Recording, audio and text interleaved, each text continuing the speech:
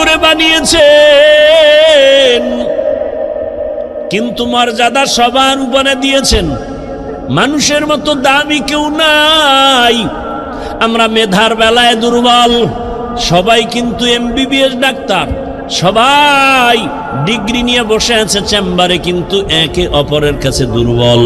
নাক কান গলার ডাক্তার পেটের রোগ ঠিক করতে পারে না, মেডিসিনের ডাক্তার নাক কান গলার উপরে বিশেষজ্ঞ না। আল্লাহ এক একজনের এক এক সাইড আগায় দিছে, এক সাইড দুর্বল রাখছে, যেন অহংকারী করার সুযোগ না পাও। আমি কোরআনের বয়ান করি, কিন্তু ফতুয়ার কাজ আমার না। ফতুয়া দেওয়ার বেলায় আমি মুফতি সাহেবের কাছে দুর্বল। দেখছেননি কারবার? দুনিয়ার সব একে অপরের কাছে দুর্বল। আল্লাহ এত দুর্বলতা দিয়ে বানাইলেন, এদিকে দুনিয়ার জমিনে যে আমি জান্নাতের পথে আগাবো, দুনিয়ার জমিনটাও বড় ভেজালওয়ালা দুর্বল। চতুর্দিকে গুনাহ গুনাহ আগাইতে পারি না। আবার আমার পেছনে তিন দল শয়তান আমারে আটকানোর চেষ্টা করে, মানুষ শয়তান, জিন শয়তান, নফস শয়তান। এত কিছুর মধ্যে আমি কিভাবে আগাবো? সাহায্য না নিলে চলবে না, সাহায্য ছাড়া চলবে না। এখন ফাইনাল হয়ে গেল, সাহায্য লাগবেই। এ কথা আমরা ফাইনাল, ঠিক নাকি? আপনি পারবেন সাহায্য ছাড়া? আপনার টাকা আছে কোটি কোটি, কিন্তু মাছওয়ালার কাছে টাকা না দিলে ঘরে মাছ আসবে না। এই জমিনে গরিবেরা যদি গোশত না কাটতো, বড় লোকের কপালে কোনোদিন গোশতের খানা ফেটে যাইত না। নদীর মধ্যে গরিবেরা গিয়া কি পরিমাণ কষ্ট করে মাছ ধরে, ওই গরিব যদি আমাকে মাছ এনে না দিত, তো আমার কপালে মাছ আসতো না। আল্লাহ তাআলা দুর্বল বানায় রাখছেন। এবার সাহায্য চাবো, এটাই ফাইনাল। তবে কার কাছে সাহায্য চাবো বুঝেননি? কার কাছে চাবো? সবাই বলবে আল্লাহর কাছে। মিথ্যা কথা বলেন বসে বসে। আল্লাহর কাছে সাহায্য চাইতেই হবে। যদি আপনার 100 বিশ্বাস আর বাস্তবায়ন করতেন, এ জমিনে কোনো এনজিও সুদখোর কোনো কারবারই থাকতো না। 30-40 বছর আগে জমিন থেকে সব এনজিও দূর হতো, সুদের কারবার চলতো না। বরং এমন জমানায় আমরা আসছি, যতই বয়ান করি ঘরে ঘরে সুদ, সুদ না হইলে তার চায়ের দোকানও চলে না। এলাকার কোন গরিব বড় লোকের কাছে গিয়ে কয়, জনাব আমারে 5000 টাকা ধার দেন, সামনে ঈদ আসছে, বাচ্চাদের কাপড় কিনবো। বড় লোক কয় নাই নাই নাই নাই নাই। কানে কানে গিয়া কয়, সুদে দিবেননি? কয় 1 লাখের বেশি লাগলেও দিব। আছে না নাই? 5000 টাকা ধার দেয় না, সুদের টাকা লাগাইতে হাজারো লাখো টাকা দিতে চায়। কোন জমানায় আছি, বাঁচতে চাইলেও পারি না। এবার ভালো করে বুঝেন, বিবেক দিয়ে একটু সমাধান করেন। সাহায্য চাওয়ার জন্য এমন একজনকে নির্বাচন করবেন যার কাছে 3টা দুর্বলতা নাই। তার কাছে চাইবেন, কসম আল্লাহ, চাওয়া মাত্রই পাবেন। তবে 3 দুর্বলতা তার মধ্যে থাকলে পাবেন না, আর না থাকলে চাইলেই পাবেন। 1 নাম্বার দুর্বলতা, যার স্বার্থ নাই। 2 নাম্বার দুর্বলতা, যার পিছনে টান নাই। 3 নাম্বার দুর্বলতা, যার অভাব নাই। এবার খেয়াল করেন, এই 3টা দুর্বলতা নাই এমন কোন মানুষ আসেনি? ভালো করে খেয়াল করেন, দুনিয়াতে একজন মানুষও পাবেন না যার পেছনে টান নাই। আমি যতই আগাইতে চাই, আমার বউ কয়ে দাও, স্ত্রী কয়ে দাও, মাইয়া বলা কয়ে দাও, মায়ে কয়ে দাও, বাবায় কয়ে দাও, যত সামনে আগাতে চাই পিছনে টানে। বুঝেননি কথা? ভাইরা আমার, তাহলে দুনিয়াতে এমন একজন মানুষ নাই যার পেছনে টান নাই। 2 নাম্বার দুর্বলতা, যার কোনো অভাব নাই। দুনিয়াতে এমন একজন মানুষের ঠিকানা দেন যার অভাব নাই। একজনে কামগো পীর সাহেবদের কোনো অভাব নেই।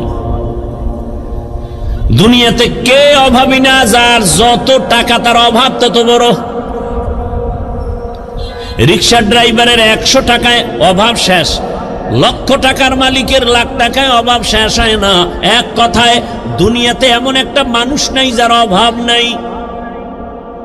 দুনিয়াতে এমন একজন মানুষ নাই যার পেছনে টান নাই। কয় দুর্বলতা গেল, ঘুমাইতেছেন না? আর একটা আছে যার স্বার্থ নাই। দুনিয়াতে এমন একজন লোক বের করেন যার স্বার্থ নাই, বের করতে পারবেন? আমি দুইজন পাইছিলাম, কিন্তু সন্দেহ ঢুকে গেছে। দুইজন পেয়েছিলাম, এক আমার মা আর বাবা, এদের স্বার্থ নাই, কিন্তু সোনার বাংলায় তাকায় দেখলাম স্বার্থের আঘাতে মা বাবা সন্তানের জবাই করেছে। স্বার্থের আঘাতে সন্তান মা বাবাকে জবাই করে। এই অল্প বয়সে সোনার বাংলায় কি না দেখলাম। আপন বাবা তার আপন মেয়েটাকে হোটেলের মধ্যে ঢুকাইয়া বলে, আজকের রাতের জন্য তুই আমার কাছে স্ত্রীর সমান। আরো জোরে বলো।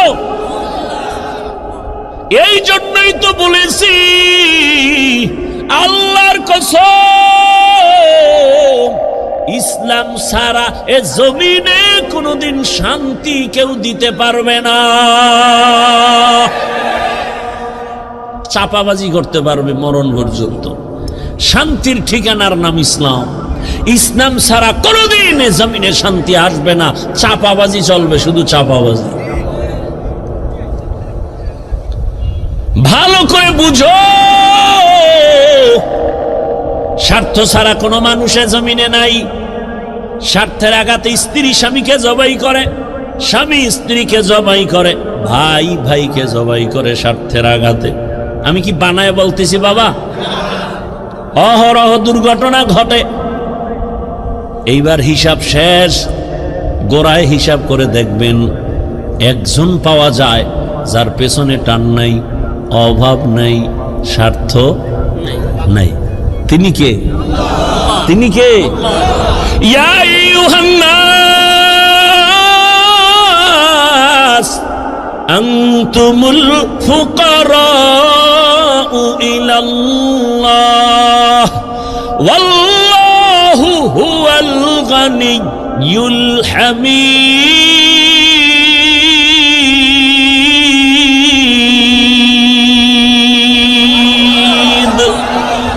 गर तवक्कुल मीकुनी हर सुबह शाम मेरा सनद रिज़्क़ तू अज़ला मकाम।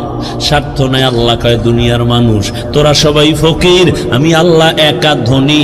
তবে আমি শুধু ধনী না, আমি প্রশংসিত ধনী। দুনিয়ার ধনীদের বদনাম আছে না নাই? 5 টাকা দিয়া 50 টাকার এহসান জিতায়, খোটা দেয়, খোটা। অমুকে তা আমার টাকায় চলে। আল্লাহ কয়, আমি এহসান করি, কিন্তু এর বিষয়ে কোনো খোটা দেই না। বরং আমি আল্লাহ এমন কোন রাত নাই আমি আমার বান্দাকে দেওয়ার জন্য দরজা খুলি না। অতি গভীর হয় রজনী যখন, নীরবে প্রভুর নাম জপিও তখন। প্রভুর করুণা যদি পাইবারে চাও, গভীর রাতে উঠে প্রভুর গুণগান গাও। ও আমার যুবক বাবারা, আমার আল্লাহ প্রতি রাত প্রথম আসমানে আসেন নেওয়ার জন্য না দেওয়ার জন্য? বলেন বলেন। কাকে দিবেন? বান্দাকে। বান্দাকে দেওয়ার জন্য আসেন। কখন আসেন? শেষ রাতে। কোন দিন? প্রতিদিন আসেন দেওয়ার জন্য। তোমার যদি লাগতো তুমি কেন ঘুমাও? আল্লাহ তাআলা বলে, আমি বান্দারে এত আদর করে বানাইছি, আমার বান্দার কি প্রয়োজন আমি আল্লাহ পাঠাবার আগে সব দিলাম। আমার বান্দা বান্দির পানির দরকার, আগে দিছি ফ্রি। আমার বান্দা বান্দির আলোর দরকার, ফ্রি সূর্য দিয়ে দিলাম। বান্দার বাতাসের প্রয়োজন, সব দিয়ে দিলাম। আবারও প্রতি রাতে আমি আসি, আলা মিন মুস্তাগফিরিন ফাগফির লা, আলা মিন মুস্তারজিকিন ফারজুকা। এরে রাতে কে গুনাহ করছো ক্ষমা চা গোপনে গোপনে, কারণ আসমান নীরব, জমিন নীরব, গাছের পাখিরাও ঘুমায়, নদীর মাছও ঘুমায়, ঘরের তোর মা বোন সবাই ঘুমায়। এখন রাস্তা ক্লিয়ার, কেউ শুনবে না। গোপনে সুন্দর করে ওযু বানাইয়া যায় নামাজ বিছাইয়া কলিজা ভরে যদি ডাক দাও, ইয়া আল্লাহ, আমি আল্লাহ তো তোর মোহাব্বতের জন্যই প্রথম আসমানে তাজাল্লি দিয়ে দিলাম, চাইতে দেরি আমি আল্লাহ তোকে দিতেও দেরি করব না।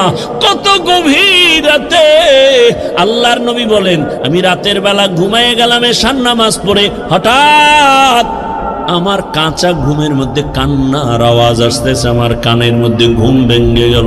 এই রাতে কে কাঁদে আর আমার ঘুম ভাঙলো? নবী বলেন, আমি উঠলাম, নজর করে দেখলাম আমার মাথার পিছনেই তো মসজিদে নববী। আমি দেখি ওখানে একজন আল্লাহর বান্দা রাতের গভীরে নামাজে দাঁড়ায় দাঁড়ায় কান্না করে। আমি দরজার কিনারায় অপেক্ষা করি, নামাজ শেষ। আমি ভাবতেছি মনে হয় অন্য কেউ, তাকায় দেখি না না, জান্নাতের 1 নাম্বার সাহাবী আবু বকর নামাজে দাঁড়ায় গভীর রাতে কান্না করে। আমি আবু বকরকে দেখলাম, আবু বকর আমারে দেখে চমকে উঠলেন, ইয়া রাসূলুল্লাহ, এ গভীর রাত আপনি কি ঘুমান নাই? বলে, তোমার কান্নায় ঘুম ভেঙে গেল। ও আবু বকর, তুমি কাঁদলা কেন? আবু বকর বলেন, ইয়া রাসূলুল্লাহ, মালিকের আদালতে কেমনে দাঁড়ায়া হিসাব দিব সেই ভয়ে কান্না করতেছিলাম। আমার আল্লাহর আদালতে কেমনে দাঁড়াবো? নবী বলেন, কেন? আপনার তো জান্নাতের টিকিট রেডি, 10 জনের প্রথম আপনি। আবু বকর বলেন, ইয়া রাসূলুল্লাহ, আরে আমি আবু বকরের থেকে টিকিটের পাওয়ার তো নবীদেরটার বেশি, কিন্তু আপনিই তো বয়ান করেছেন হাসরের ময়দানটা ভয়ঙ্কর হবে, জমিনটা পুরা জমিন হবে হাসরের মাঠ, সূর্যটা নিচে চলে আসবে, সূর্যের গরম, মাটির জমিন তামা হয়ে যাবে, ওদিকে জাহান্নামের চিৎকারের আওয়াজ, জাহান্নাম চিল্লায় বলবে, হে মালিক, বেনামাজি গুলো কই, গুনাহগার গুলো আমার পেটের মধ্যে দাও, আমার পেটের মধ্যে ক্ষুধা। নবী, আপনিই তো ভয়ঙ্কর হালাতের কথা বলছেন, জাহান্নামের চিৎকারে হাসরের ময়দানটা থরথর করে কেঁপে উঠবে। এমনকি আমার আল্লাহ রাগ হয়ে আওয়াজ দিবেন, লিমানিল মুলকুল ইয়াউম লিল্লাহিল ওয়াহিদিল কাহ্হার। এত কঠিন আওয়াজ হবে, হাসরের ময়দানটা থরথর করে কাঁপতে থাকবে। ও নবী, আপনিই বয়ান করেছেন এত কঠিন হালাত, নারী আর পুরুষ সব উলঙ্গ দাঁড়াবে হাসরের মাঠে। আম্মা জান আয়েশা বলেন, নবী, মানুষ কি লজ্জা পাবে না? কয়, ওরে আয়েশা, জানো না, এমন ভয়ঙ্কর হালাত হবে, একজনের দিকে আর একজন তাকাবারও হুঁশ হবে না।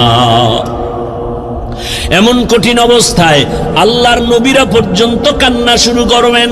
আদম নবী কান্না করবেন, ঈসা নবী কান্না করবেন, ইব্রাহিম নবীর কান্না, মুসা নবীর কান্না, দাউদ পয়গম্বরের কান্না, নূহ পয়গম্বরের কান্না চলবে। নিজের উপায় নাই, কি উপায় হবে সেই চিন্তা, উম্মতের চিন্তা নাই। ইয়া রাসূলুল্লাহ, এক পর্যায়ে আল্লাহ আবার একটা কঠিন আওয়াজ দিবেন, ওয়ামতাজুল ইয়াউমা আইয়ুহাল মুজরিমুন। আল্লাহ একটা গায়বী আওয়াজ দিয়ে বলবেন, ও গুনাহগারেরা, ও বেনামাজিরা, ও বেপরদাওয়ালারা, যারা কোরআন হাদিস মানো নাই, আলেম ওলামা মানো নাই, নবী রাসূল মানো নাই, আজকে আমার নেককারদের থেকে তোরা আলাদা হইয়া যা, নেককারদের থেকে আলাদা হ। গুনাহগারেরা ভয়ে আলাদা হবে না। আল্লাহ বলবে, আমি কুদরতি ভাবে বাছুনি দিব, বাঁচতে গিয়া যখন ধরে ফেলবো, ওই গুনাহগার গুলো বাতাসের মতো উড়িয়া উড়িয়া জাহান্নামের রাস্তায় পড়বে। আর আল্লাহ বলবেন, ও আমার নেকাবুলওয়ালা, ও পর্দাওয়ালা নামাজি, সূর্যের গরম মাথায় লাগাইস না, আরশে আজিমের নিচে গিয়ে অপেক্ষা কর, রহমতের নবীর সাথে তোমরা সব জান্নাতে যাইবা। আর যারা গুনাহগার বেনামাজি, এদেরকে জাহান্নামের পথে দাঁড় করাইয়া আল্লাহ বলবে, ও ফেরেশতারা, লাইনে দাঁড় করাও, আর আমি বাম হাতে আমলনামা দিব। ও রহমতের নবী, আল্লাহ যদি আমি আবু বকরকে ডাইকা বলে, আবু বকর আমার জান্নাত পাইয়া কি নিয়ে আসছো বলো। আমি যদি বলি আল্লাহ তোমার জান্নাতের মোহাব্বতে তোমাকে পাওয়ার জন্য নামাজ রোজা তেলাওয়াত জিকির নিয়ে আসছি। আল্লাহ যদি বলে আবু বকর আমি যেইভাবে নামাজ চাইছি ওইভাবে হক আদায় করে নামাজ আদায় করো নাই, আমি যেইভাবে রোজা চাইছি ওইভাবে হক আদায় করে তুমি রোজা আদায় করো নাই, তোমার আমল আমার কাছে পছন্দ হয় নাই, সাথে সাথে আমার উপরে জাহান্নামের অর্ডার জারি হয়ে যাবে। ওই সময় আমি আবু বকরের কি উপায় হবে? চোখের পানি ছেড়ে কান্না করি, ও পয়গম্বর দোয়া করবেন আল্লাহর আদালতে যেন নাজাতের রাস্তা খুলিয়া যায়। ও আমার যুবক বাবারা, বৃদ্ধ বাবাজিরা, পর্দার আড়ালের মা বোনেরা, আমি যে এত কষ্ট করে আপনাদের যত বয়ান শুনাইছি আমি একবারও কিন্তু বলি নাই মাদ্রাসায় আসো, স্কুল ছেড়ে দাও, কলেজ ছেড়ে দাও, না, বরং তুমি কলেজে পড়ো, স্কুলে পড়ো, দাবি নাই। তুমি ডাক্তার হও, ইঞ্জিনিয়ার হও, প্রফেসর হও, এসপি হও, ডিসি হও, এমপি মন্ত্রী যাই হও না কেন, অনুরোধ করি বাবা তোমার মতো কত যুবক স্কুল কলেজে ভরিয়াও নামাজ সারে না, দাড়ি কাটে না। নিজের বিবেকটাকে জিজ্ঞাসা করো তোমার কপাল কেন খারাপ, তুমি পারো না কেন? তোমার মতো কত যুবক রাস্তায় গাড়ি চালায়, 5 বেলার নামাজ পড়ে নাই, বলো তুমি কেন পারবা না?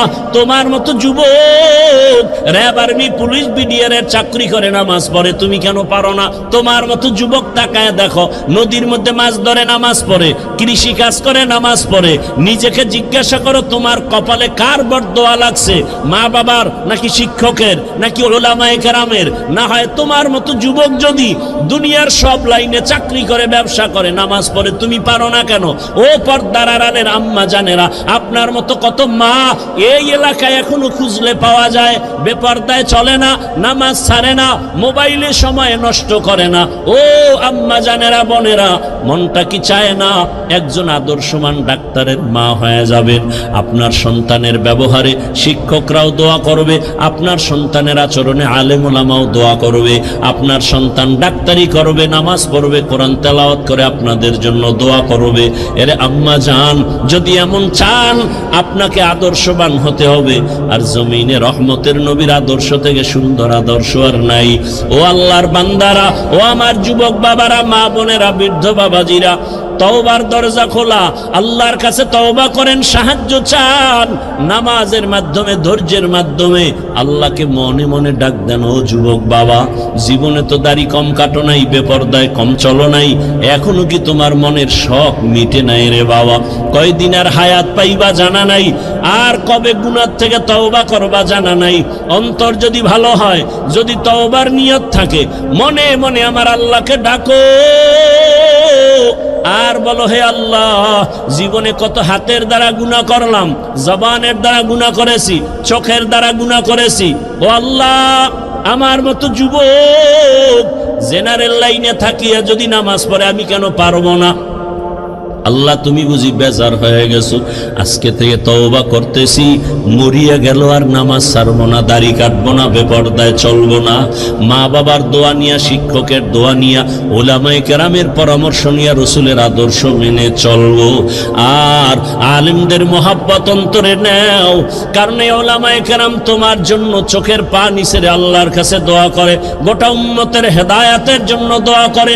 আরে এত কষ্ট করে লেখাপড়া করে এই মাদ্রাসার সন্তানগুলো, খোঁজ নিয়ে দেখবা রাতের বেলা ঘুমায় না, ভোর রাতে উঠিয়া মাওলার কোরআন তেলাওয়াত করে, নামাজ পড়ে, দোয়া করে। এলাকায় শান্তি দাও, অসুস্থ রোগীদের সুস্থ বানাও। ওই উলামায়ে কেরামের দোয়া নিয়ে চলিও রে যুবক। আর উলামায়ে কেরাম যেখানে তৈরি হয় ওদিকে তোমার অন্তরটা নরম রাখিয়া পারলে সহযোগিতা করিও। আর আল্লাহকে বলিও, আল্লাহ, আলেম হইতে পারি নাই, একজন আলেমের সহযোগী হতে চাই, একটু সহযোগিতাও করিও। আল্লাহর মোহাব্বতে কোরআনওয়ালাদের সহযোগিতা করা, জীবন তোমার দুনিয়াতেও কামিয়াব হবে, পরকালেও কামিয়াব হবে। খবরদার এমন অন্তর যেন না হয় যে কোরআনওয়ালাও হতে পারলা না, কোরআনওয়ালাদের খেদমতেও তুমি আসতে পারলা না, এমন বদনসিব যেন তোমার না হয়। আল্লাহর কাছে অন্তর দিয়া তওবা করো, জীবনে আর গুনাহ করব না, নামাজ ছাড়বো না, বেপরদায় চলবো না, দাড়ি কাটবো না। তওবা করার মতো যদি অন্তর তৈরি হয়, মুনাফিকি না থাকে, খাঁটি তওবার নিয়তে দুটো হাত আল্লাহকে দেখায়া দাও। আয় আল্লাহ, হাতগুলো কবুল করে নেন, তওবা কবুল করে নেন, তওবার উপরে মজবুত হইয়া চলার তৌফিক দান করেন। আমিন। আলহামদুলিল্লাহি রাব্বিল আলামিন, ওয়াসসালাতু ওয়াসসালামু আলা সাইয়্যিদিল আম্বিয়া ওয়াল মুরসালিন وعلى آله وأصحابه أجمعين يا أرحم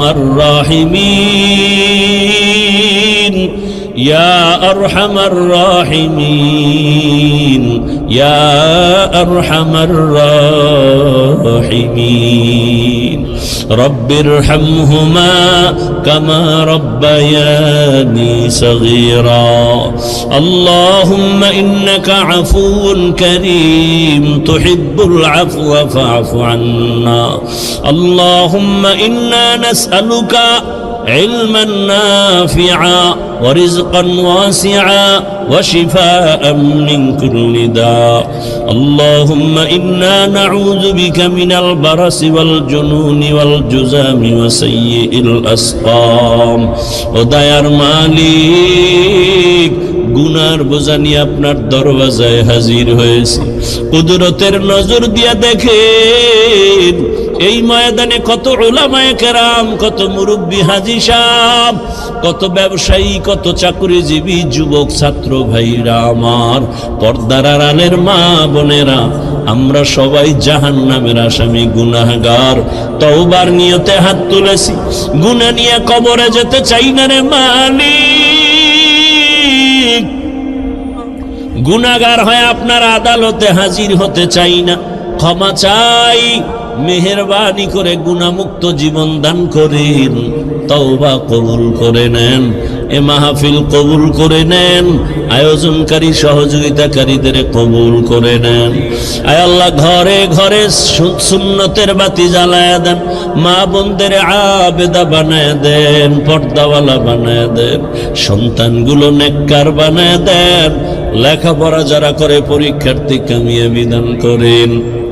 আমার কলিজার যুবক যারা, প্রত্যেকের দিনের খাদেম বানায় দেন আল্লাহ, 5 ওয়াক্ত নামাজি বানায় দেন। আয় আল্লাহ, মোবাইলের গুনাহ থেকে হেফাজত করেন হে মালিক। আয় আল্লাহ, সারা দুনিয়াবাসীকে মাফ করে দেন। প্রবাসের জীবনে যারা আছে হেফাজত করেন। বাংলার জমিন ইসলামের জন্য কবুল করে নেন। উলামায়ে কেরামদের এক বানায় দেন আল্লাহ। বাতিলের মোকাবেলায় বিজয় দান করেন। মা বোনদের কবুল করে নেন। আয় আল্লাহ, নবীজির সুন্নতওয়ালা জিন্দেগি দান করেন। নবীজির রওজা মোবারকে গিয়া সালাম দেওয়ার তৌফিক দান করেন। বাইতুল্লাহর গিলাফ ধরে লাব্বাইক বলার তৌফিক দান করেন। ও দয়ার মালিক, মেহেরবানি করে মাদ্রাসা কবুল করে নেন। আয় আল্লাহ, মসজিদ কবুল করে নেন। এবং আমি আপনাদের মোহাব্বত নিয়ে আমি চাই একটা মানুষ দুনিয়াতেও সম্মান এবং শান্তিতে থাকবে, আখেরাতে জান্নাত পাবে। এই টার্গেটেই কথাগুলো বলি। এত সুন্দর বেহেশতের বাগান, যেখানে বসামাত্র রসুলের হাদিস সকলের গুনাহ মাফ, কিন্তু সেখানে আপনারা মোবাইল নিয়ে আসছেন, এসে আপনারা ছবি তুলতেছেন যেটা স্পষ্টত গুনাহ থেকে খালি না। তাহলে বসছেন বেহেশতের বাগানে, করতেছেন গুনাহ। এটাও একটা পরীক্ষা। এটাও কি? খুব খেয়াল করিয়েন। বাইতুল্লাহ একটা আল্লাহর ঘর, যেদিকে তাকাইলেই শুধু সওয়াব। কিন্তু পরীক্ষাটা কেমন একটু খেয়াল করেন তো। ডানে বামে সামনে পেছনে নারী নারী নারী, এর মধ্যে আমি তাওয়াফ করতেছি। খেয়াল করছেন? চতুর্মুখী নারীরাও তাওয়াফ করে, আমিও তাওয়াফ করি। 1000 কোটিবার প্রচেষ্টা চালালেও নারীদের থেকে আমি আলাদা হতে পারি না। অজান্তে একটু টাচ লেগে যায়। এখন মন চায় যে মহিলারা আলাদা করবে, আমি আলাদা করব, সুযোগ নেই। আল্লাহ বলেন এটাই পরীক্ষা। এখান থেকে তুমি আমাকে রাজি করতে পারলেই তো তুমি সফল। কঠিন পরীক্ষা। দেখেন, এই মাহফিলের প্রোগ্রামের প্রচারণা বহু আগের থেকে চলতেছিল, অনেকে আসার নিয়ত করেও আসতে পারেনি, আবার অনেকে আসছেন ঠিক কিন্তু এই বেহেশতের বাগানে বসতে পারেননি। মার্কেটে, দোকানে, ওখানে খাওন পাওয়া যাবে, এরপরে চোখের দেখুন পাওয়া যায়, নারী আছে, যুবতী আছে, কানের আওয়াজ, বয়ানও শুনতেছে, 3 জিনিস একসাথে পাইতেছে সেখানে। তাহলে এটা বেহেশতের বাগান, ওটা জাহান্নামের টুকরা। পরীক্ষা চলছে, বুঝার চেষ্টা করেন। ঠিক বেঠিক আমি বলতেছি, জিজ্ঞাসা করলে জবাব দিবেন, আগে বুঝেন। বয়ান তো আপনারা জানেন, শুধু বুঝটা ঠিক নেই। এই বুঝ ঠিক থাকলে তো দাড়িওয়ালা হয়ে যেতেন, হুজুর হওয়া লাগতো না। যাদের বুঝ ঠিক সে জেনারেল লাইনে থাইকেও টুপি পরে, আর যার বুঝ ঠিক নাই সে হুজুরের লাইনে আইসাও পর্দা করে না।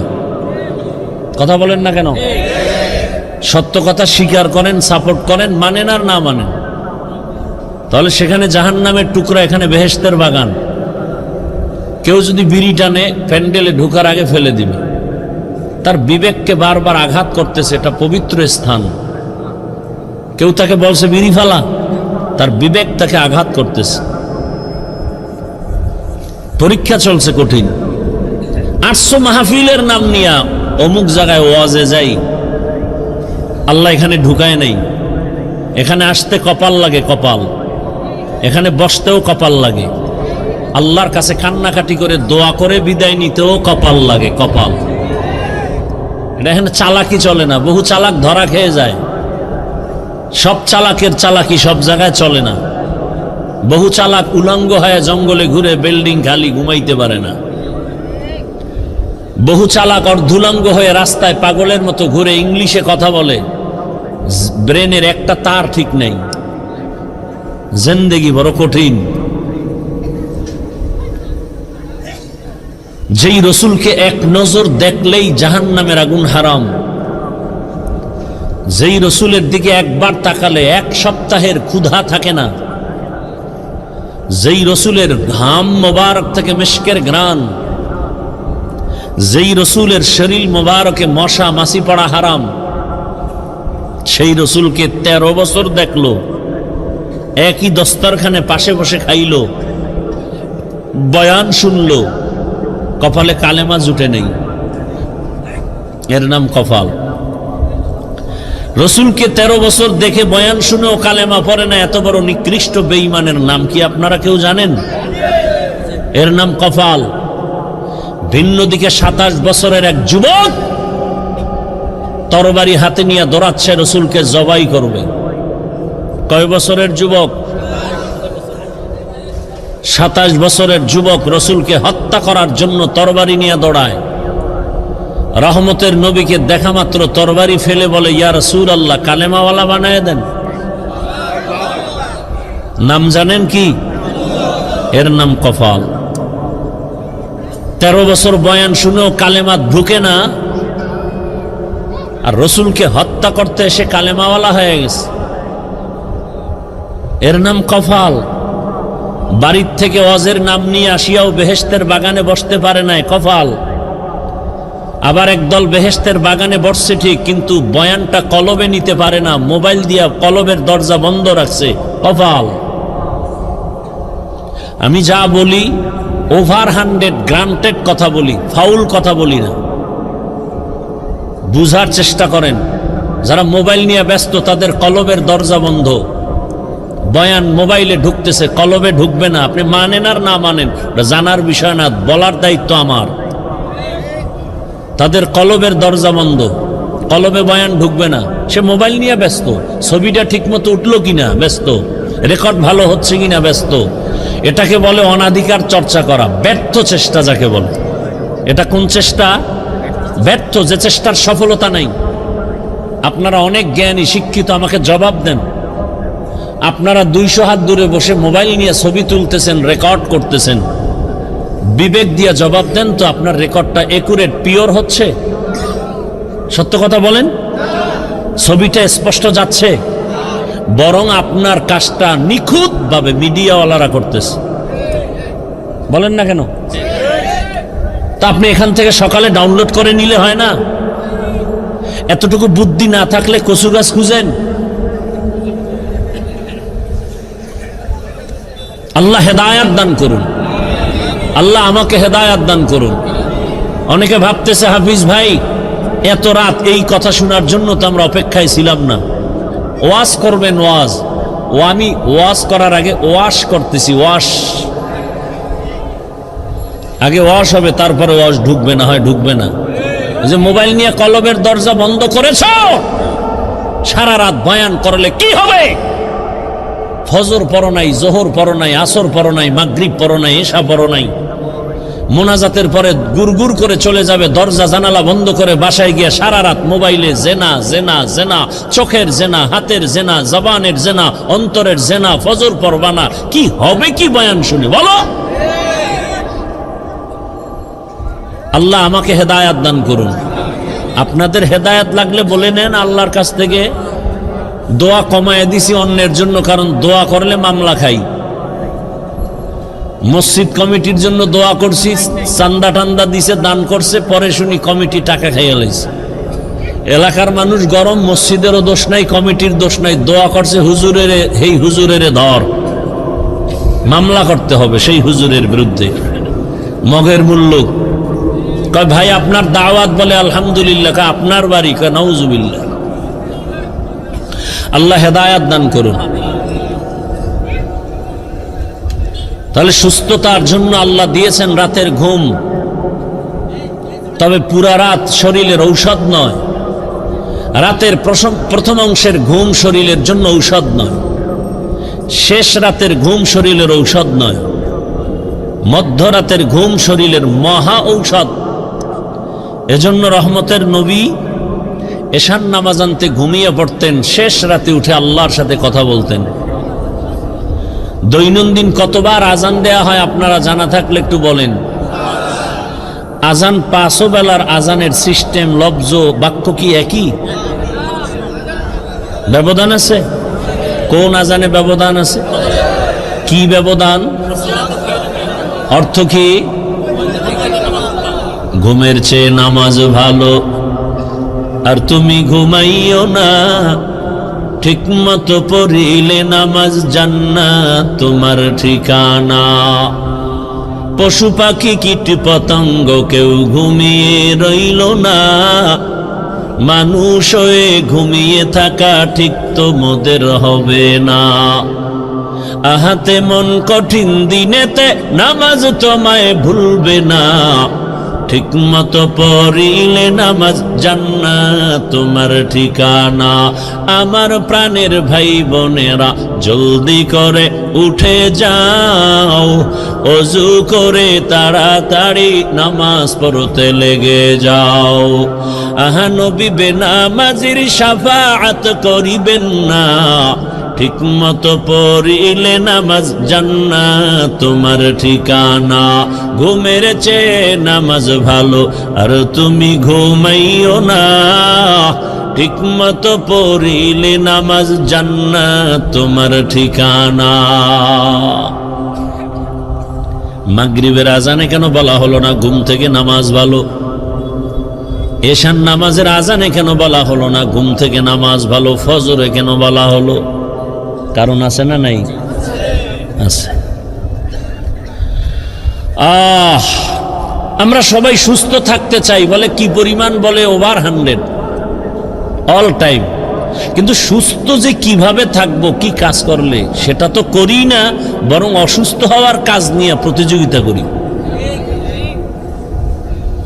মানুষের শারীরিক, মানসিক, জৈবিক যত রাস্তা আছে, সব রাস্তাকে অসুস্থ করার একমাত্র যন্ত্র অদৃশ্য মরণাস্ত্র মোবাইল।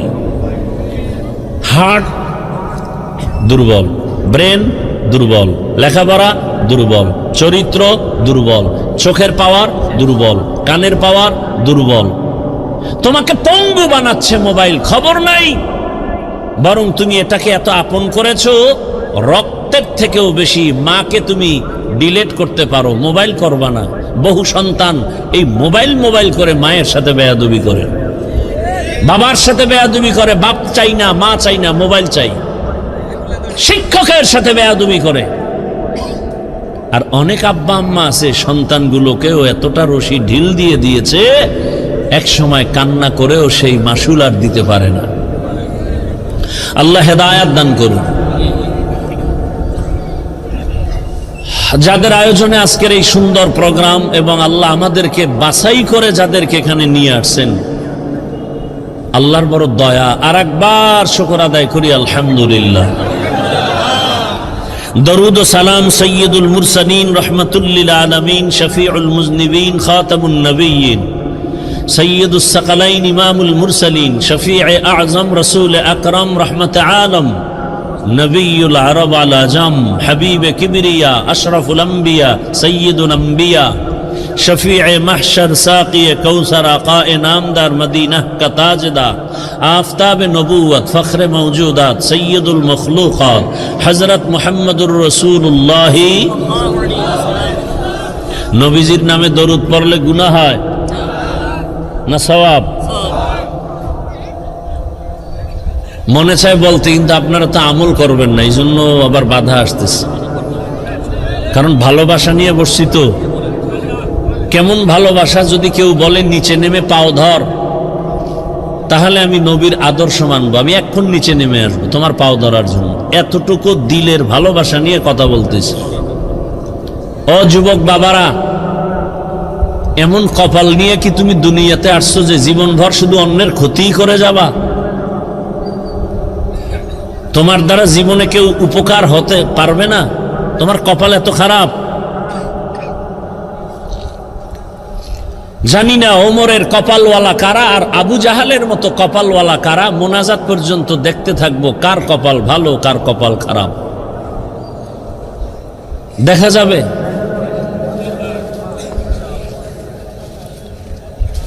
কেউ আসছে, মনের মতো বয়ান হয় নাই। তোমার মনটা কি আল্লাহমুখী? তুমি তো বিড়ি টানো, গাঞ্জা খাও, নামাজ নাই, রোজা নাই, তেলাওয়াত নাই, হালাল নাই, তোমার মনের মতো বয়ান হবে কিভাবে? বরং কোরআন অনুযায়ী তোমার মনটা তৈরি করো,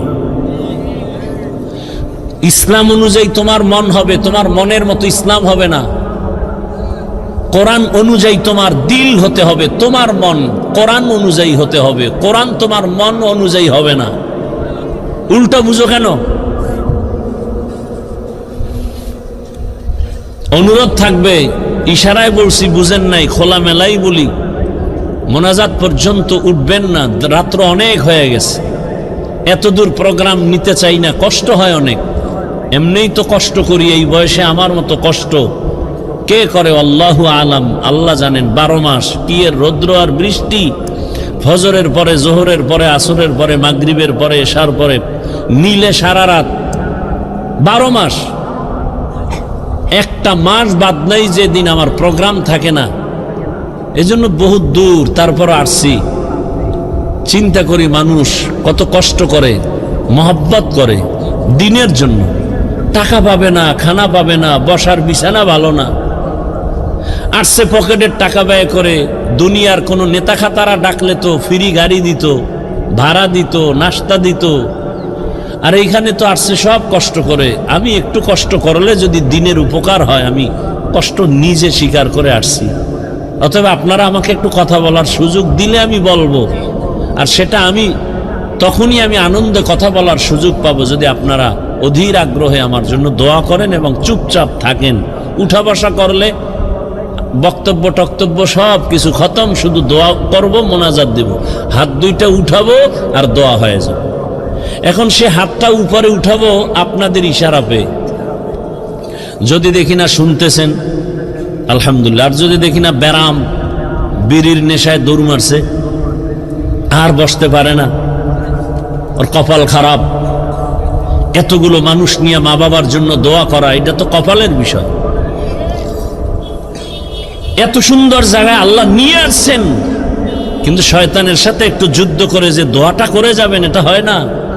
তো কপাল। আল্লাহ শেষ দোয়া করে যাওয়ার আমাদেরকে তৌফিক দান করেন। যেটা চাইছিলাম বলার জন্য বলবো, মানবেন কিনা আমাকে আগে বলতে হবে, চেষ্টা করবেন ইনশাআল্লাহ। আচ্ছা, আপনারা আমাকে বলেন তো, আপনার দিল থেকে আপনি এটা চান কিনা যে যেখানে যাবেন সেখানেই আপনার সম্মান হবে, সবাই সম্মান করবে? সবাই চান? তাহলে আমলটা দিয়ে গেলাম, করবেন কিনা জানি না, বলে গেলাম। তবে করবেন এই আশাই বলতেছি। প্রতিদিন কমপক্ষে 300 বার দরুদ পড়বেন। খোদার কসম, কোনো তাবিজ লাগবে না, কোনো তাবিজের প্রয়োজন নাই। তবে 2টা শর্ত আছে দরুদ পড়ার। এক শর্ত, নির্জনে নিরিবিলি মোহাব্বতের সাথে পড়বেন। 2, পবিত্র অবস্থায় পড়বেন। দরুদ পইরা পইরা যদি 100 বার শেষ হইলে একবার বিড়ি টানেন, আর একবার 100 শেষ হইলে আর একবার আর একটা বিড়ি। নির্জনে নিরিবিলি পরিবেশে এবং মোহাব্বতের সাথে পবিত্র হালাতে। কতবার প্রতিদিন? কতটা ভালোবাসা নিয়ে বলতেছি। যদি আমার কথা আপনি মানেন আর যদি ফলাফল না আসে, মরে গেলে কবরে জুতা মারবেন, বলে গেলাম। কতবার দরুদ? কোন পীর সাহেবের দরুদ? রাসূলের মোহাব্বতে দরুদ পড়বেন। 2 সময় আপনার খুব নিরিবিলি সময়, ফজরের নামাজের পরে, না হয় ঘুমের আগে। পৃথিবীর কোন তাবিজ আপনাকে আটকাতে পারবে না। জায়নামাজ বিছাইয়া একটা তসবিহ হাতে নিবেন। কি তসবিহ চিনেন? জবাব দেন, তসবিহ চিনেন? তসবিহ হাতে নিয়ে আমল করা সুন্নতে সাহাবা। তসবিহ হাতে নিয়ে আমল করা বলেন সুন্নতে সাহাবা। যারা সাহাবায়ে কেরামকে মানবে না তারা মুসলমান হলেও 72 দল জাহান্নামীদের দলভুক্ত। তসবিহ কিনবেন, মাকে তসবিহ কিনে দিবেন, বোনকে তসবিহ কিনে দিবেন। তসবিহ হাতে থাকলে আমল হবে। 300 বার দরুদের আমল, 300 বার ইস্তেগফারের আমল। সময় বেশি থাকলে নামাজের দরুদ পড়বেন। 300 বার প্রতিদিন দরুদ পড়ে ওযু অবস্থায় বিছানায় কিবলার দিকে চেহারাটা ঘুরায় ঘুমিয়ে পড়বেন। ইনশাআল্লাহ দরুদের বরকতে রাসূলের সাথে ঘুমের মধ্যে মোলাকাত হয়ে যাবে।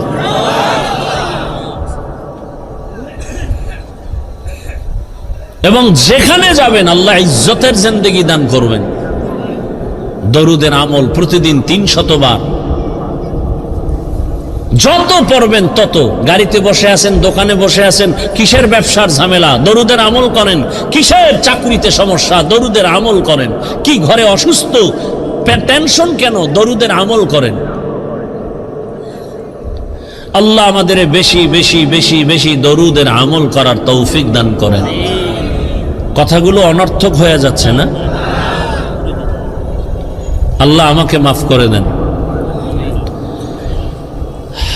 সময় বেশি থাকলে নামাজের দরুদ, কম থাকলে এখন যেটা সংক্ষেপ, এটা সাল্লাল্লাহু আলাইহি ওয়া আলিহি, এই শব্দটা বাড়ায় পড়বেন। সাল্লাল্লাহু আলাইহি ওয়া আলিহি ওয়াসাল্লাম। উলামায়ে হযরত দীর্ঘ সময় আলোচনা করেছেন, আপনারা শুনছেন। উলামায়ে কেরামের কথাগুলো সহিহ তরিকায় আমল করার তৌফিক দান করেন। অন্যের জন্য দোয়া করলে নিজের জন্য আগে কবুল হয়। এই আর একটা নতুন কথা বলে গেলাম, লিখে রাখবেন। উলামায়ে কেরামের জন্য দোয়া করছি, করবেন না? কার জন্য দোয়া করবেন? আজকে মাকে সম্মান করেন তো আলেমদের অবদান, বাবাকে সম্মান করেন, উলামায়ে কেরামের অবদান। তারা কোরআন হাদিস দিয়ে বুঝাইছে, এজন্য আমরা এই সম্মানের পথ চিনছি। কিয়ামত পর্যন্ত আর কোনোদিন আমার রসুল আসবেন না, আবু বকর, ওমর, ওসমান, আলী কেউ আসবেন না, কোন সাহাবায়ে কেরাম আসবেন না, আইম্মায়ে কেরাম আসবেন না, বড় বড় আউলিয়ায়ে কেরাম তারাও আর আসবেন না কিয়ামত পর্যন্ত। ভালো করে মনে রাখবেন। এই কথাগুলো আমার বয়ানের আউট। আমি যে আয়াত হাদিস পড়ছি ওদিকে ঢুকি নাই, আউট।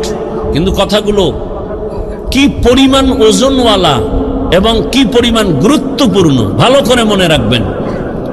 কিয়ামত পর্যন্ত এই মানুষ সংসার কিভাবে সুখে থাকবে, নিজে কিভাবে সুখে থাকবে, সম্মানে থাকবে, কিভাবে তার পরিবার সুস্থ সুখে চালাবে, কিভাবে তার সমাজ সুন্দরভাবে চালাবে।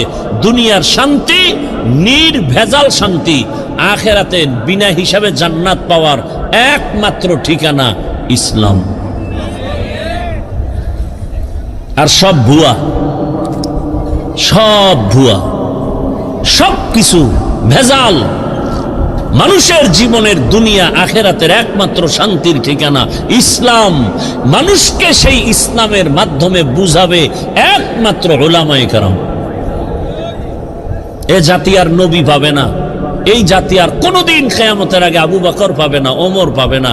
এ জাতি পাবে তাদের স্থানে যারা আছেন ওয়ারাসাতুল আম্বিয়া, উলামায়ে কেরাম। এজন্য দোয়া করলাম উলামায়ে কেরামের ইজ্জত আল্লাহ বাড়িয়ে দেন।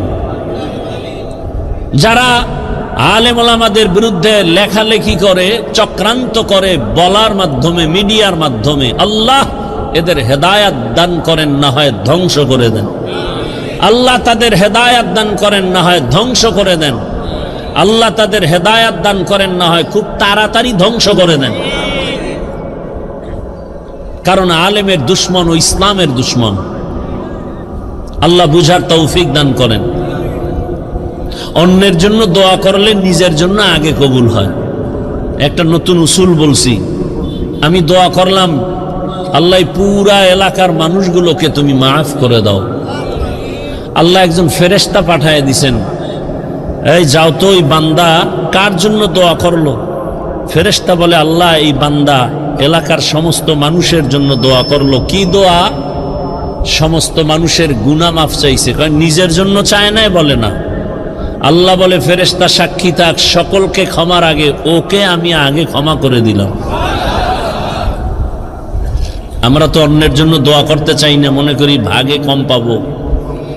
হ্যাঁ, জুমার দিন ইমাম সাহেবরে এক এলাকার ভদ্রলোক দোয়ায় বলছে, হুজুর আমার আব্বার জন্য দোয়া করবেন। নিয়ত করছে 500 টাকা হাদিয়া দিবে। ইমাম সাহেব নামাজের ভিতরে, দোয়ার ভিতরে আরো 4 জনের নাম বলছে। মোনাজাতের ভিতরে ওনার মেজাজ গরম হয়ে গেছে, আমার বাবার দোয়াটা সাইডে ভাগ হয়ে গেল। মন খারাপ হয়ে গেছে, 500 টাকা দিবে না 100 টাকা দিবে।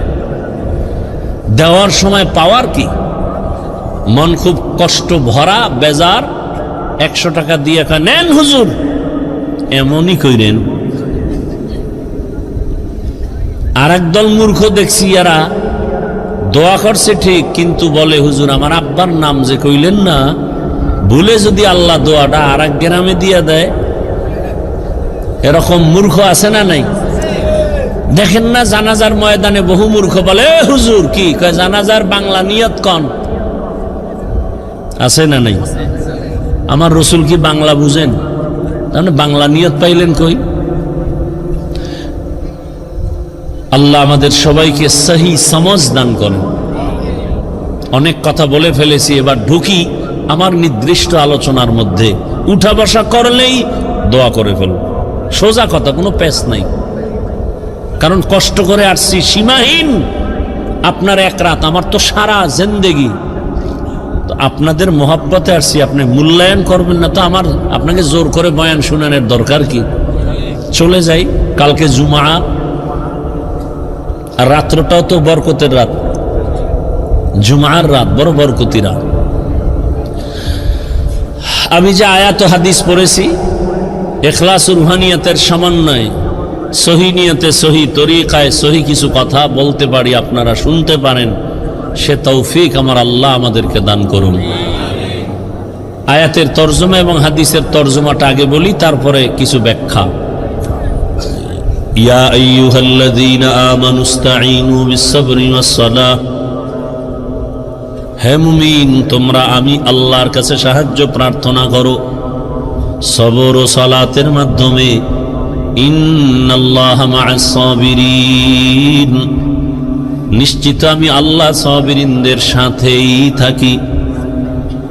রহমতের নবী বলেন, মান ইউরিদিল্লাহু বিহি খাইরান ইউসিব মিন, আল্লাহ যাকে ভালোবাসেন, বেশি মোহাব্বত করেন, নবীজি বলেন আল্লাহ তাকে মুসিবত দিয়া পরীক্ষা নিবেন। তর্জমা শেষ। এবার ব্যাখ্যা, হাদিসের উপরে কিছু কথা, এরপরে আয়াত নিয়ে আলোচনা করব। হাদিসে বললেন কি রসুল, আল্লাহ যাকে ভালোবাসেন, মোহাব্বত করেন, কল্যাণ চান, তাকে মুসিবত দিয়া পরীক্ষা নেবেন। এটা কেমন কথা? দুনিয়াতে যে যাকে ভালোবাসে তাকে আগে পরীক্ষা করে। বিয়া করবেন একজন, 10 বাড়ির মাইয়া দেখছেন কেন? কি নাকি এই নিয়ম আপনাদের দেশে নাই? বিয়া করবে এক মেয়েকে, দেখছে কয়টা? 10টা। ভালো করে খবর নিছে আবার তলে তলে, আমি যেই মেয়েটাকে বিবাহ করব তার মা ভালো নি, বংশ ভালো নি, সাইড কালেকশন আসেনি। তার কেন? আমি যাকে জীবন দিয়া ভালোবাসবো তাকে পরীক্ষা ছাড়া আমি নিব কেমনে? আল্লাহ বলেন, আমি জিন সৃষ্টি করেছি আগুনের দ্বারা, নূরের দ্বারা ফেরেশতা বানাইছি, মাটি দ্বারা মানুষ সৃষ্টি করেছি। আমি আল্লাহ মানুষের সর্বশ্রেষ্ঠ মর্যাদা দান করেছি। আমি আল্লাহ পরীক্ষার জন্য জমিনে পাঠাবো। জিনও কিন্তু জমিনে পাঠায় টেস্ট করেছি, ফেরেশতাকেও জমিনে পাঠায় দেখছি সব ঝামেলা করে। আমি জমিনে মানুষ পাঠাবো এবং আমি পরীক্ষা করে যাচাই করে দেখব কারা আমার মহাব্বতের বন্ধনে আবদ্ধ হয়ে কে টিকে, কে আবার ফেল করে। দুনিয়াটাই পরীক্ষার হাল। পরীক্ষা মানি একটা মুসিবত। আল্লাহ পাক আয়াতের পরে বলেন, আমি 5টা জিনিসের দ্বারা পরীক্ষা নিব। ওয়ালানাবলুওয়ান্নাকুম বিশাইইম মিনাল খাউফি ওয়াল জুই ওয়া নাকসিম মিনাল আমওয়ালি ওয়াল আনফুসি ওয়াস সামারাত ওয়া বাশশিরিস সাবিরিন।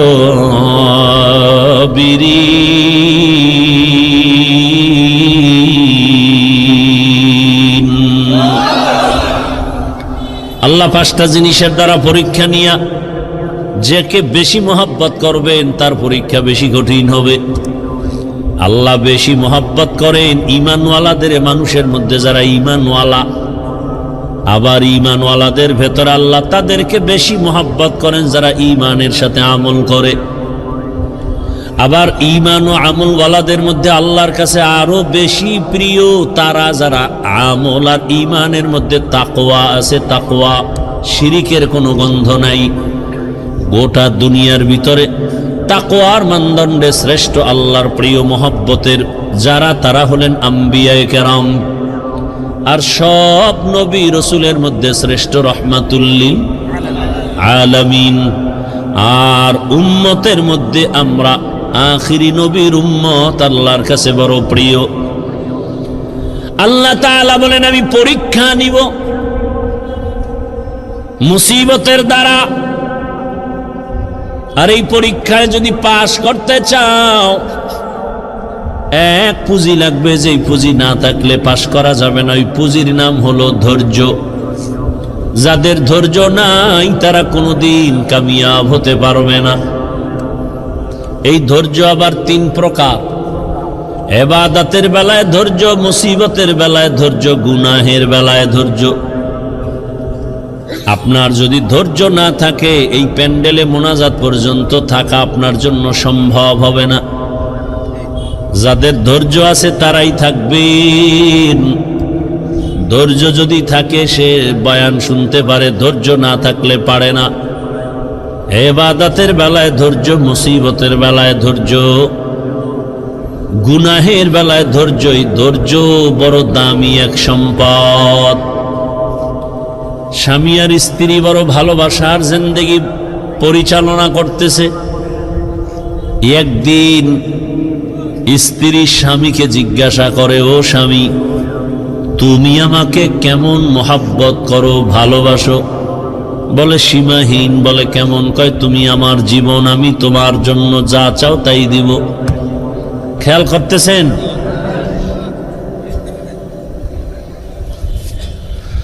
হ্যাঁ। স্ত্রী বলে, যা চাইবো তাই দিবা? বলে হ্যাঁ তাই দিব। স্ত্রীও একেবারে সাধারণ মানুষ না, খুব ধর্মের জ্ঞান ট্যান আছে, ধৈর্য আছে। বারবার স্বামীকে বলে যা চাইব দিবা, দিব, চাওয়া মাত্র দিব।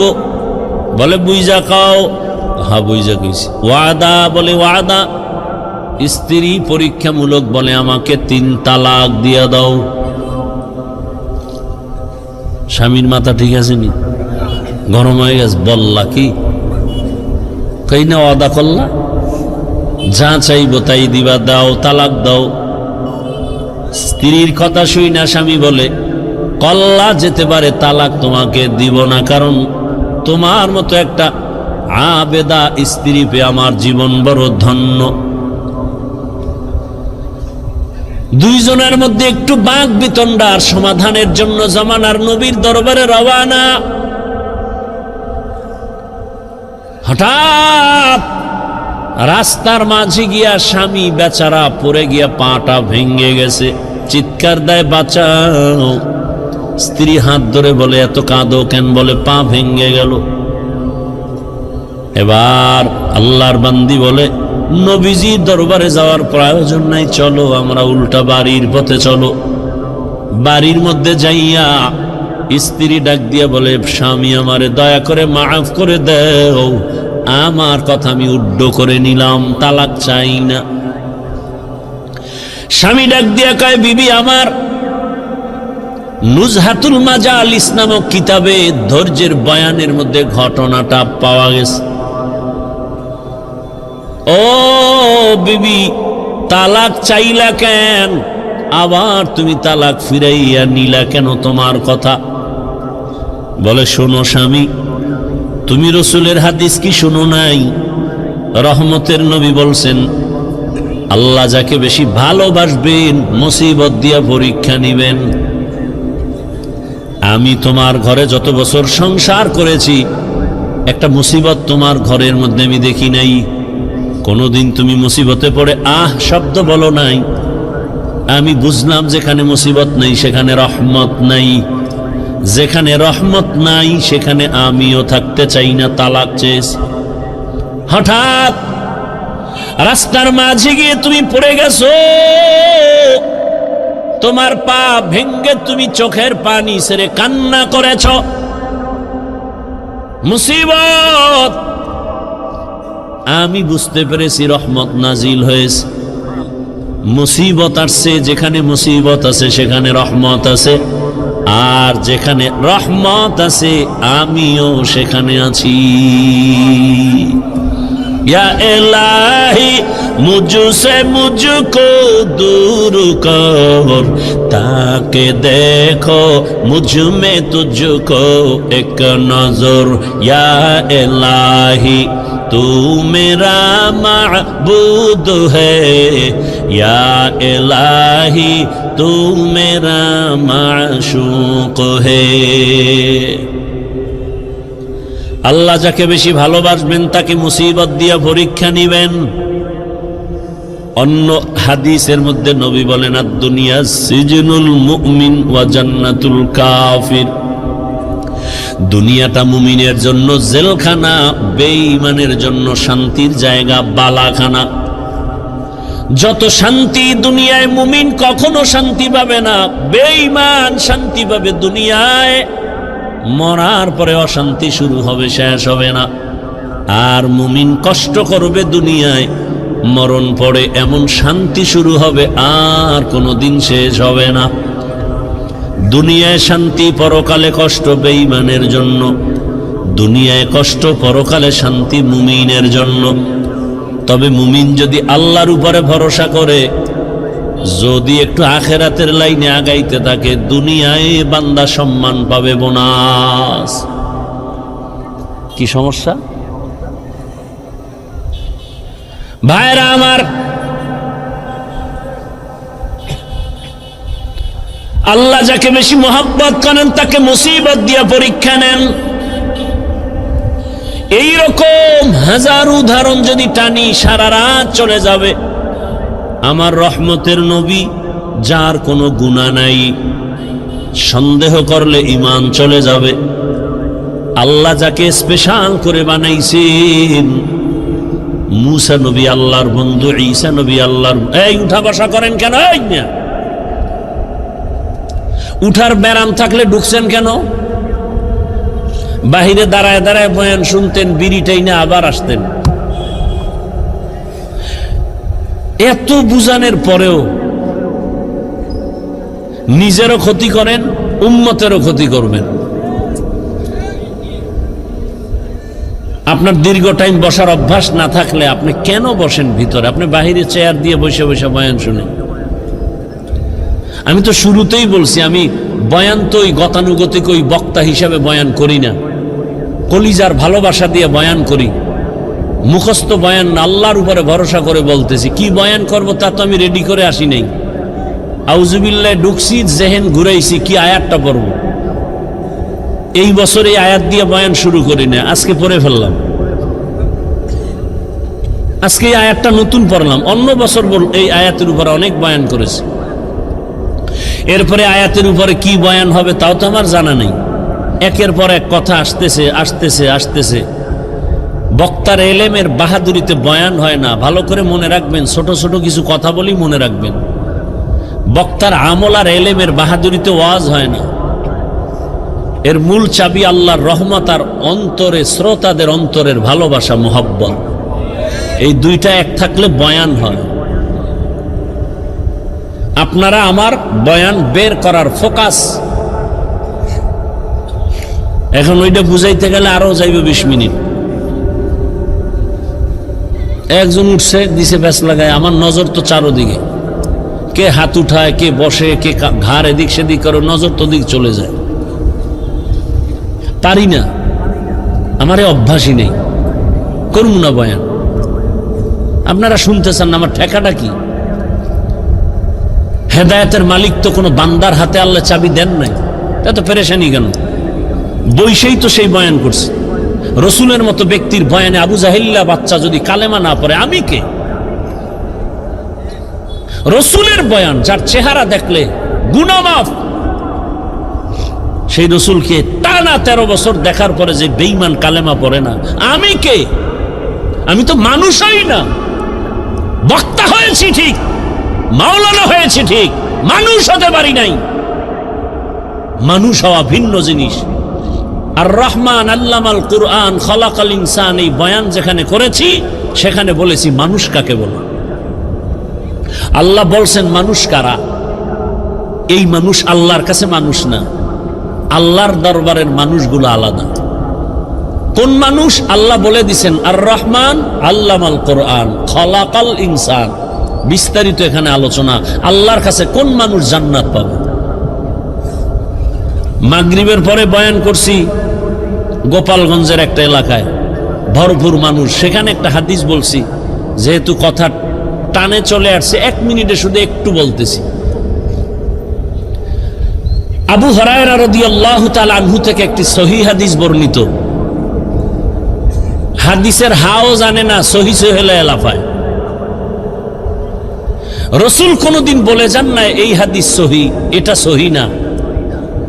এটা বর্ণনাকারী মুহাদ্দিসিনে কেরাম তাদের মতামত। রসুল যদি একটা ছোট্ট বিন্দু কথা বলেন, সেটাও আমার কাছে 7 আসমান 7 জমিন থেকেও দামি। সেই ভালোবাসা থাকতে হবে রসুলের প্রতি। আবু হুরায়রা বলেন, কিয়ামতের দিন 3 জন ব্যক্তি সবার আগে জাহান্নামে ঢুকবে। সবার আগে 3 জন। 3 জন মানে 3 দল। কয় দল? 3 দল। কিন্তু ব্যক্তি হিসাবে উল্লেখ 3 জন। কেমন 3 জন? দুনিয়ার সব জ্ঞানীরা বলবে এরা 3 জন জান্নাত যাবে বিনা হিসাবে। কিন্তু আবু হুরায়রা বলেন, রসুল বলেছেন 3 জন সবার আগে জাহান্নামে ঢুকবে। আবু হুরায়রা এই হাদিসটা বলতে গিয়া একজন সাহাবীকে শুনাইতে গিয়া 3 বার বেহুশ হয়ে গেছেন। কয়বার? 3 বার বেহুশ হয়ে গেছেন। সেই 3 ব্যক্তিকে দুনিয়ার জ্ঞানীরা বলে তারা বিনা হিসাবে জান্নাতি, আর আল্লাহ বলবে শিকল লাগায় জাহান্নামে ঢুকা। এর মধ্যে প্রথম ব্যক্তি যুদ্ধের ময়দানের গলা কাটা শহীদ। যে ইসলামের ময়দানে কাফেরের মোকাবেলায় যুদ্ধ করে শহীদ, আল্লাহ তাকে বলবে রে জাহান্নামে ঢুকা। দ্বিতীয়, আমার মতো মাওলানা, আল্লাহ বলবে এই মাওলানা দিকে, দুনিয়ার মানুষ তোর বয়ান শুনছে, তোরে এলেম দিছিলাম, কি করছো? আল্লাহ যে ওয়াজ করছি, দাওয়াত দিছি, মানুষ তো তাই জানে, আমি তো ভিতরেরটা জানি। মানুষ তো তোর উপরেরটা জানে, আমি তো ভেতরেরটা জানি। তোরে আল্লামা না লেখলে মনে কষ্ট পাইতি, কেউ জানতো না, আমি জানি। কি এই রোগ নাই? নামটা কেন নিচে হয়েছে? এই রোগ আছে। নাম কেন ছোট হলো, বড় হলো না? মনে তোর কষ্ট কেউ জানে না, আমি তোর অন্তরের খবর জানি। আরো কথা বলার সুযোগ নাই। আল্লাহ বলবে এই জাহান্নামের ফেরেশতা, ধর এই মাওলানারে, জাহান্নামের ভেতরে ঢুকা। শহীদেরাও জাহান্নামে, মাওলানাও জাহান্নামে। 3 নাম্বার ব্যক্তি হবে যারা মাদ্রাসা মসজিদে দান সৎকা করে, কইবে ধর এই বহু ফকিন্নির মাঝে তোরে টাকাওয়ালা বানাইছি, করছো কি? আল্লাহ মাদ্রাসা মসজিদ কেন করছো? কয় দিনের জন্য। হ্যাঁ, মানুষ জানে দিনের জন্য, কিন্তু আমি ভিতরেরটা জানি। 50,000 টাকা দান কইরা চায়ের দোকানে চাপাবাজি করছো, পুরা মসজিদ তুই কইরা দিছ। তোর নামে আলহাজ না লাগাইলে মাথা গরম। দান করার পরে তোকে মারহাবা না বলার কারণে তোর মেজাজ গরম, পারো না টাকা ফিরাই নিয়ে যাও। জাহান্নামের ফেরেশতাই নাফরমানের ধর, জাহান্নামের শিকল লাগায় জাহান্নামে নাও। ও আমার প্রিয় বাবারা, যুবক, পর্দার আড়ালের মা বোনেরা, বৃদ্ধ বাবাজিরা, শহীদের হালাত যদি এমন হয়, মাওলানাদের হালাত যদি এমন হয়, মাদ্রাসা মসজিদ করনেওয়ালা দানবীরের হালাত যদি এমন হয়, একটু একটা মিনিট চিন্তা করেন আপনার আমার উপায় কি হবে। জিন্দেগি মে বন্দগি তু করনা হে, जिंदगी में बंदगी तू करना है, जिंदगी बे बंदगी शर्मिंदा है, जिंदगी बे बंदगी शर्मिंदा है। दुनिया में हो दुनिया का तलबगार न हो, बाजार से गुजर हो खरीदार न हो।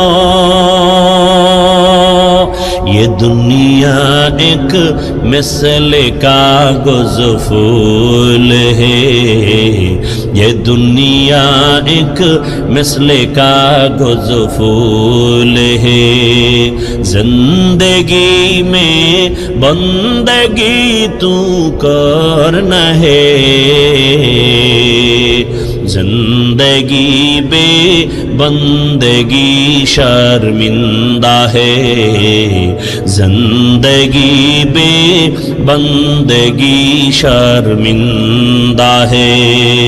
जिंदगी में बंदगी कुन बंदगी, बंदगी बे जिंदगी शर्मिंदगी। ভাইরা আমার, বলার সময় কই আল্লাহ তাআলা বলেন, আমি চাই না আমার আদরের কোন বান্দা বান্দি জাহান্নামে যাবে। আল্লাহ কখনোই চান না কেউ জাহান্নামে যাবে। আল্লাহ চান না হিন্দুরা জাহান্নামে যাক, খ্রিস্টানেরা জাহান্নামে যাক, ইহুদিরা জাহান্নামে যাক। আল্লাহ মোটেই চান না। বলে তার প্রমাণ, আল্লাহ বলেন আমি সব সময় তওবার দরজা খুলে রাখছি। আয় কুল ইয়া ইবাদিয়াল্লাযীনা আসরাফু আলা আনফুসিহিম লা তাকনাতু মির রাহমাতিল্লাহ ইন্নাল্লাহা ইয়াগফিরুয যুনুবা জামিআ ইন্নাহু হুয়াল গফুরুর রহিম।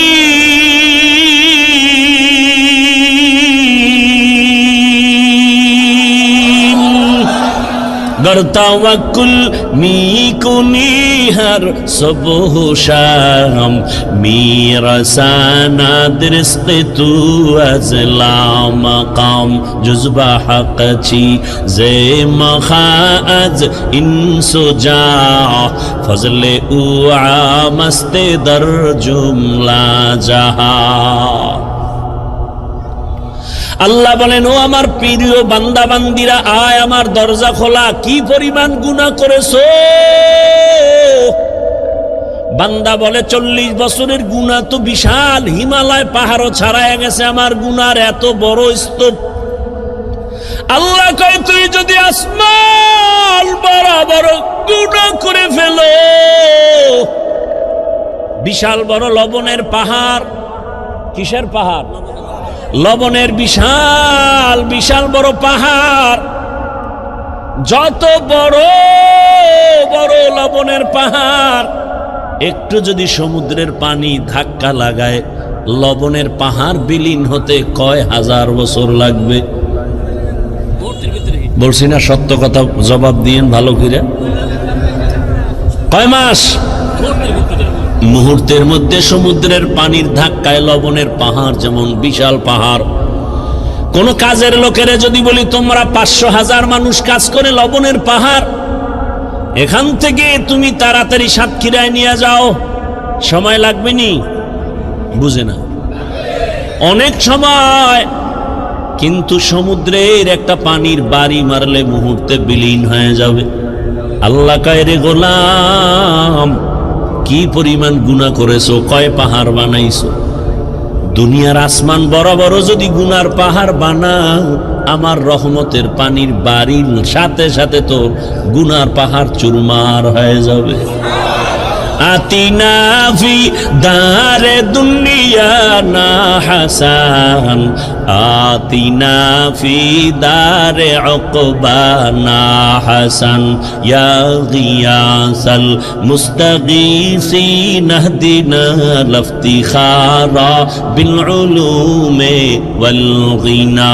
হর গরি দে নেক তু তৈয়ার হে, জো না মাंगे उससे तू बेजार है। আল্লাহ তাআলা বারবার ডাকেন, আসো, তওবার দরজা খুলে দিলাম, আসো।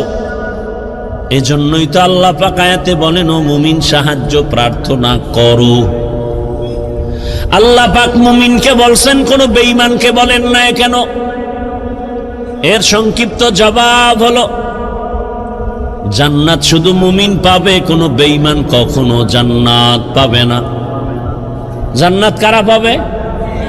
মুমিন, কোনো বেঈমান পাবে না। কিন্তু একটু আগেই কিন্তু আমি বলছি, আল্লাহ চান না কোনো বান্দা বান্দি জাহান্নামে যাবে। এই হলো এক কথা। আর এক কথা কি, জমিনে যত মানুষ আসছে নাই আসবে, সবার নামে জান্নাতে আলাদা আলাদা বাড়ি নাম লেখা বরাদ্দ করা। নমরুদ নামে একটা জান্নাত আছে, জান্নাতে ঘর আছে আলাদা। ফেরাউনের নামে জান্নাতে ঘর আলাদা। বেশ্যা তাসনিমার নামেও জান্নাতে ঘর আলাদা। এক কথায় দুনিয়ার সব মানুষের নামে নামে নামে নামে জান্নাতে ঘর। কিন্তু কোনো বেঈমান জান্নাত পাবে না, এ কথাও সত্য। আল্লাহ কাউকে জান্নাত জাহান্নামে দিতে চান না, তাও সত্য। তাহলে বেঈমানরা না পাইলে ওদের জান্নাত বানানো যে নির্ধারিত করা আছে, জান্নাত কি হবে? ফেরাউনের জান্নাত কোথায় যাবে? নমরুদের জান্নাত। আল্লাহ বলেন, যারা আমার মুমিন, আমার ইবাদত যথার্থ করবে, আমি আল্লাহর নামের জান্নাত তো দিবই, বেঈমানের বানানো জান্নাত আমি আমার আদরের মুমিনদের বোনাস দিয়ে দিব।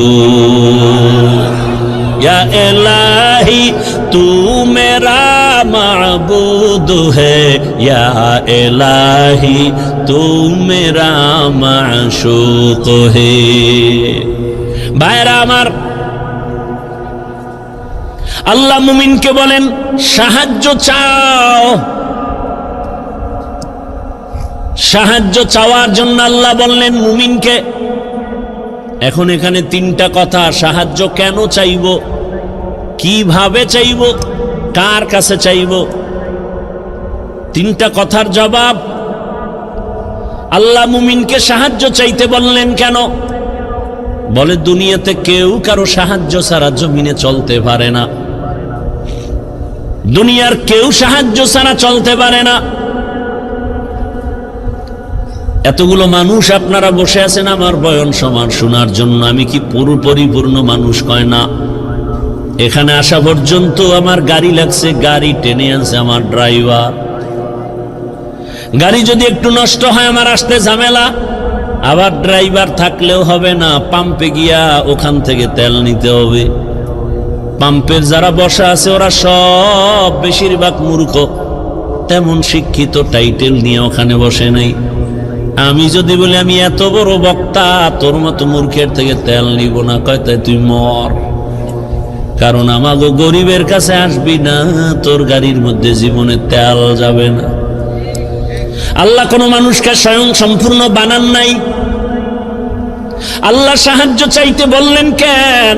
আল্লাহ তার এক জবাব দিয়া কোরআনে বলেন ওয়া খুলিকাল ইনসানু যায়ীফা। আমি মানুষকে বড় দুর্বল করে বানাইছি, মানুষের মতো দুর্বল কোনো প্রাণী বানাই নেই। মানুষ এত দুর্বল, পিপিলিকার কাছেও দুর্বল। আল্লাহর বানানো ক্ষুদ্র পিপিলিকার কাছে আমরা দুর্বল, একটা মশার কাছেও আমরা দুর্বল, মানুষের বানানো জিনিসের কাছেও মানুষ দুর্বল। 2 টাকা দামের একটা বেলেট বানাইছে মানুষ, ওই বেলেটের কাছেও সব মানুষ দুর্বল। কি এই যে স্টান বানাইছে মানুষ, এই মানুষ এই স্টানের বাড়ি খেয়া জাগাত নাই। ইট বানায় মানুষ, ইটের একটা টুকরা পড়ছে, জাগাত শেষ। তাহলে মানুষ নিজের বানানো বস্তুর কাছেও দুর্বল, আল্লাহর বানানো ক্ষুদ্র পিপিলিকার কাছেও দুর্বল। পিপিলিকায় যদি মেজাজ গরম করে, একটা বনিয়াদমরে ঘুমাতে দিব না, খাইতে দিব না। কোন বনিয়াদম খাইতেও পারবে না, ঘুমাতে পারবে না। মশায় যদি আন্দোলন শুরু করে, আদম সন্তানের কপালে আর ঘুম জুটবে না। কি জিন্দেগি বরবাদ হয়ে যাবে।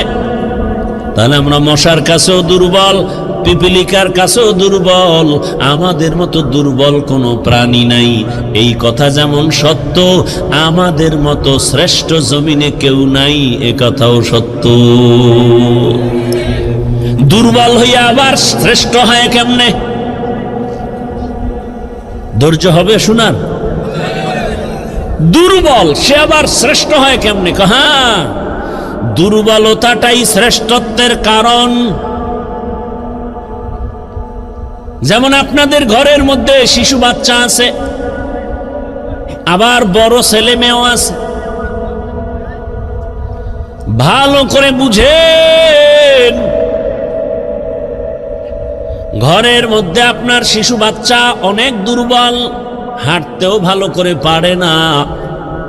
খেয়াল করে দেখবেন 8 বছর পরে বাবা আসছে বাড়িতে বিদেশ থেকে, বা ঢাকা থেকে আসছে 1 বছর পর গ্রাম এলাকায়,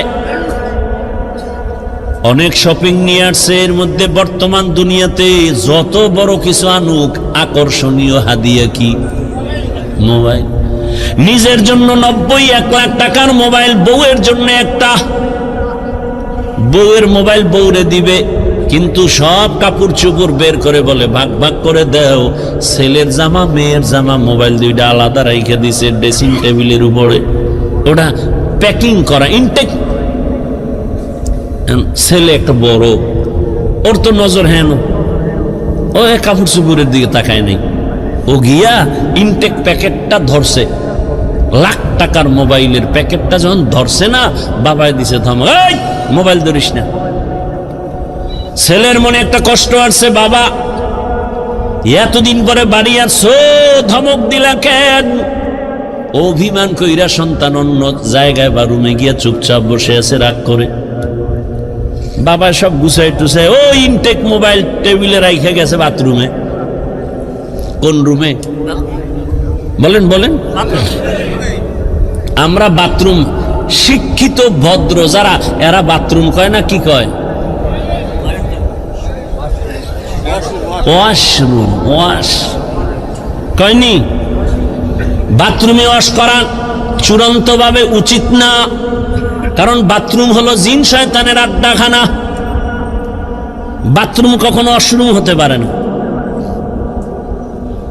একান্ত যদি আপনার বাথরুম ওয়াশরুম বানাতে হয়, মাঝখানে পার্টিশন লাগাইয়া দেন, বাথরুম আলাদা থাকবে, ওয়াশরুমে আপনি ওযু বানাবেন, যা করবেন, ওয়াশরুম আলাদা, পর্দা লাগাইয়া দেন। না হয় আরো উত্তম হবে, বাথরুম আলাদা থাকবে, আপনার ওয়াশরুম থাকবে আলাদা। কি কম, কারে কম? দুনিয়ার সব মিস্ত্রিগুলো সব এক নায়কতন্ত্র ভাবে বেসিনটা দিয়ে তুইবে বাথরুমের ভিতরে।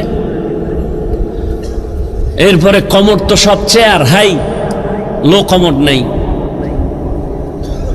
সব চেয়ারে বয়ে বয়ে বয়ে বয়া টেলিভিশন দেখবে বাথরুমের ভিতরে। কি আর বলবো? ওয়াশরুম নয়, বাথরুম তো বাথরুম, সেটা ওয়াশরুম হয় কিভাবে? আমাদের অনেক ওলামায়ে কেরামের বিরুদ্ধাচরণ করেন, উচিত না।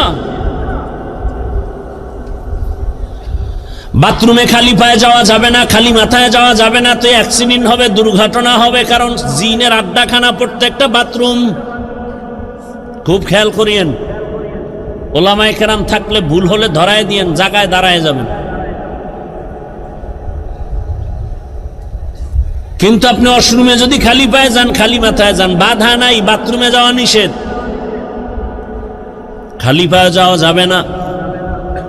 এবং সেখানে ঢুকতে কিন্তু নিয়ম আছে, বাম পা দিয়া ঢুকবা, ডান পা দিয়া বের হওয়া। ওয়াশরুমের এই কিন্তু নিয়ম নাই। যাক, অনেক কথা,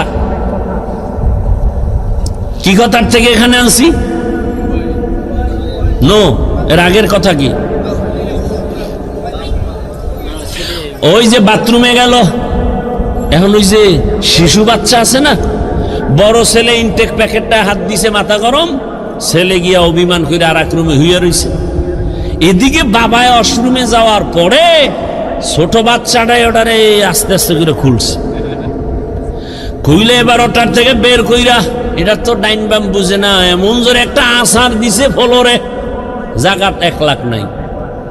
বাথরুমে বাবা আওয়াজ পায়, মাথা গরম, দরজাটা খুইলা দেখে আকাম কে করছে, ছোট বাচ্চা, কলিজার টুকরা। বাবায় কিছু কয় না, খালি চোখ গরম করছে। বাচ্চাটা বাবার চোখের দিকে তাকায় কান্দে দিছে, চুম্বুকের মতো আকর্ষণ। বাবায় হাত বাড়ায় কোলেটাই না, আব্বু কাঁদিস না, তোরে কিছু বলি নাই। দুর্বলতাই সম্মানের কারণ। বাচ্চার উপরে এত কেন দুর্বল? বাচ্চার উপরে সবার মায়া কেন কয় দুর্বল? আল্লাহ বান্দারে মায়া করেন কেন কয় জিনের থেকেও দুর্বল, ফেরেশতা থেকেও দুর্বল। আল্লাহ বলেন এই দুর্বলতা আমি মর্যাদা বাড়ায় দিছি। আবার পুরুষের মধ্যে, মানুষের মধ্যে নারীরা দুর্বল, এজন্য পুরুষের থেকে নারীর সম্মান বেশি। নারীরা দুর্বল, এজন্য তাদের মর্যাদা বেশি। এরা চাইলেই জুমায় যেতে পারবে না, চাইলেই ঈদগাহে যেতে পারবে না, চাইলেই যুদ্ধের ময়দানে যেতে পারবে না। আল্লাহ কয় এরা দুর্বল। ও নবী জানায়া দেন, আমার বান্দি যারা জুমায় যেতে পারবে না, রৌদ্রের তাপ সইতে পারে না, এদের শরীর বড় নরম, এরা বাহিরের কষ্ট সহ্য করতে পারবে না। জানায়া দেন তোমরা ঘরে থাইকা জোহরের নামাজ আদায় করো। পুরুষেরা জুমায় গিয়া যা পাবে তুমি ঘরে বৈশা সেই সওয়াব পেয়ে যাবা। পুরুষেরা জানাজায় গিয়া যা পাবে, আম্মাজান ঘরের মধ্যে আপনি তাই সওয়াব পাবেন। পুরুষেরা যুদ্ধে গিয়া শহীদ হবে, আর আপনার শহীদ বাচ্চা প্রসবকালে যদি মা দুনিয়া থেকে বিদায় নেয়, আল্লাহ কয় নবী জানায়া দেন আমি তাকেও শহীদের মর্যাদা দান করব। যত দুর্বল সম্মান বেড়ে গেল। ও মানুষ, তুই বড় দুর্বল। বলে এবার দুর্বল তো এক লাইনে বললাম, আর এক লাইন মেধার বেলায় তুই দুর্বল, খানার বেলায় দুর্বল, ঘুমের বেলায় দুর্বল। দুনিয়াতে বড় বড় খাদক আছে, নীল তিমি আছে, বড় বড় সাগরের মধ্যে নীল তিমি। এক একটা নীল তিমির প্রতিদিনের খাদ্য তালিকা 1000 কেজি চিংড়ি মাছ। কি বলবেন নাউজুবিল্লাহ, সুবহানাল্লাহ। না হারা দিন বিড়িটা নেই, সুবহানাল্লাহ, তো সময় লাগবে। আল্লাহ হেদায়াত দান করুন। পৃথিবীতে একটা পাহাড় আছে কোহে কাফ, ওই পাহাড়ে একটা প্রাণী বসবাস করত, নাম হলো সিমর্গ। এই প্রাণীটার প্রতিদিনের খাদ্য তালিকা 40টা মোটা তাজা হাতি। বাদ দেন, ঢাকায় যান চিড়িয়াখানায়, ওখানে বাঘের খানা কত? বাঘের প্রতিদিনের খাদ্য তালিকায় লেখা 17 কেজি গোশত প্রতিদিন একটা বাঘের খাদ্য। আপনাকে এই থানায় কেউ পারবে 3 বেলায় 17 কেজি গোশত মারতে পারবে? না পারলেও কয় হুজুর ধাক্কা ধাক্কিটা চলে খাওয়ার জন্য। ডাক্তার বলছে মিষ্টি খাবি না, হারাম মরবি। হে সবে বরাতে মসজিদে গেছে মিষ্টি খাওয়ার জন্য, খাইতেই হবে। ডাক্তারের মানা নাই, আবার বাচ্চা একটা লগে লয়ে গেছে, নিছো ভালো কথা, তোমার বন্টনে একটা প্যাকেট, সে বাচ্চাটাও নিছে, এবার ভাগ দিয়ে আর একটা প্যাকেটের জন্য হাত দিছে। আরেকজনে পিছন দিয়ে দেখে যে আমি একটাই ভাইনো, 2টা নেওয়ার পরে আরেকটা টানে, ওর হাতেরটা ধরে টান দিছে, লাগছে দুইজনে কিলাকিলি। কিলাকিলিতে প্যাকেট সব পায়ের তলে ভর্তা। শেষ পর্যন্ত চাইয়ে দেখে এই কিলাকিলির মধ্যে মসজিদে কেউ নাই, ওরা 2জন ছাড়া। মসজিদ থেকে বাইরে রাখা মিষ্টিও গেছে, জিন্দেগি বরবাদ, এই মসজিদে আমুনা, মিষ্টির প্যাকেট ঠিক মতো পাইলাম না কেন? এর নাম নফসে খাওয়ামা। নফস 3 প্রকার, আর বাঙালির একটা নফস বেশি আছে, এটার নাম খাওয়ামা। এটা শুধু খানা চায়। আর এমনি আল্লাহর ভাষায়, ইসলামের পরিভাষায় নফস 3 প্রকার, আম্মারা, লাওয়ামা, মুতমাইন্না। আর বাঙালির আর একটা বেশি। আল্লাহ হেদায়াত দান করুন। একজনে বলে রাস্তা দিয়ে রওনা হয়েছে, আর এক ভদ্রলোক আল্লাহ ভক্ত, সে মেহমান ছাড়া খানা খায় না। তা আজকে আরে পাইয়া লাইছে, ভাই মেহমান আনলেই বরকত, ঘরে আসলেই বরকত, রসুলের হাদিস। এখন সেই সময়ের খাদ্য বড় প্রধান রুটি। মেহমান আসছে তো একটু গোশতের আয়োজন করি, তো রুটি আইনা দিয়া গোশত আনিয়ে দেখে যে রুটি খাইয়া লাইছে মাঝখানে। কি করবো, ওদিকে রুটি বাজতে দেরি, গোশত আনতে দেরি, বা গোশত দিয়ে আবার রুটি আনতে গেছে, রুটি বানাইয়া রেডি করে আনতে দে গোশত নাই। এইভাবে 10 বার আপ ডাউন করণে কি পরিমাণ রুটি ভিতরে ঢুকছে, ওদিকে পাতিল খালি। পরে জিজ্ঞাসা, ভাই আপনি যাইবেন কই? কয় ডাক্তারের কাছে। কেন? কয় রুচি নেই। ভদ্রলোক কয়, ভাই আল্লাহর রাস্তায় আপনি যান তাড়াতাড়ি, তবে অনুরোধ এই পথ দিয়ে আর ফেরত আইয়েন না। গরতাওয়াকুল মিকুনিহার সবহ শাম মিরাসানাদ রিজকে তু আজলা মাকাম। কত রাত ঘুম মারলেন? আল্লাহর দিনের জন্য একটু ঘুম কমাবেন, একটু কম ঘুম হবে। এতটুকু ধৈর্য হচ্ছে না, আমিও ছেড়ে দিব, অনেক দূরে যেতে হবে। আর 10 মিনিটে বিশ্বাস করব ইনশাআল্লাহ। ধৈর্য হবে না আগেই দোয়া করে দিব? আলোচনা করলে আমার আরো অনেক আলোচনা আছে শুধু আয়াতের উপরে। আপনাদের ধৈর্য হচ্ছে না, আর আমারও হয় না। কত আর আল্লাহর দেওয়া বাসি আর কত বাজবে? ওগো নবীর উম্মতেরা,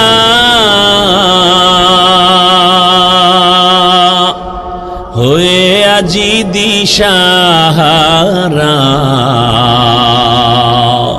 কোরআন হাদিসের চলো যখন যাহা চায় মনে, নবী বিনে কে তারাবে পুলসিরাত মিজানে, নবী বিনে কে তারাবে পুলসিরাত মিজানে। উম্মতের কান্ডারি নবী,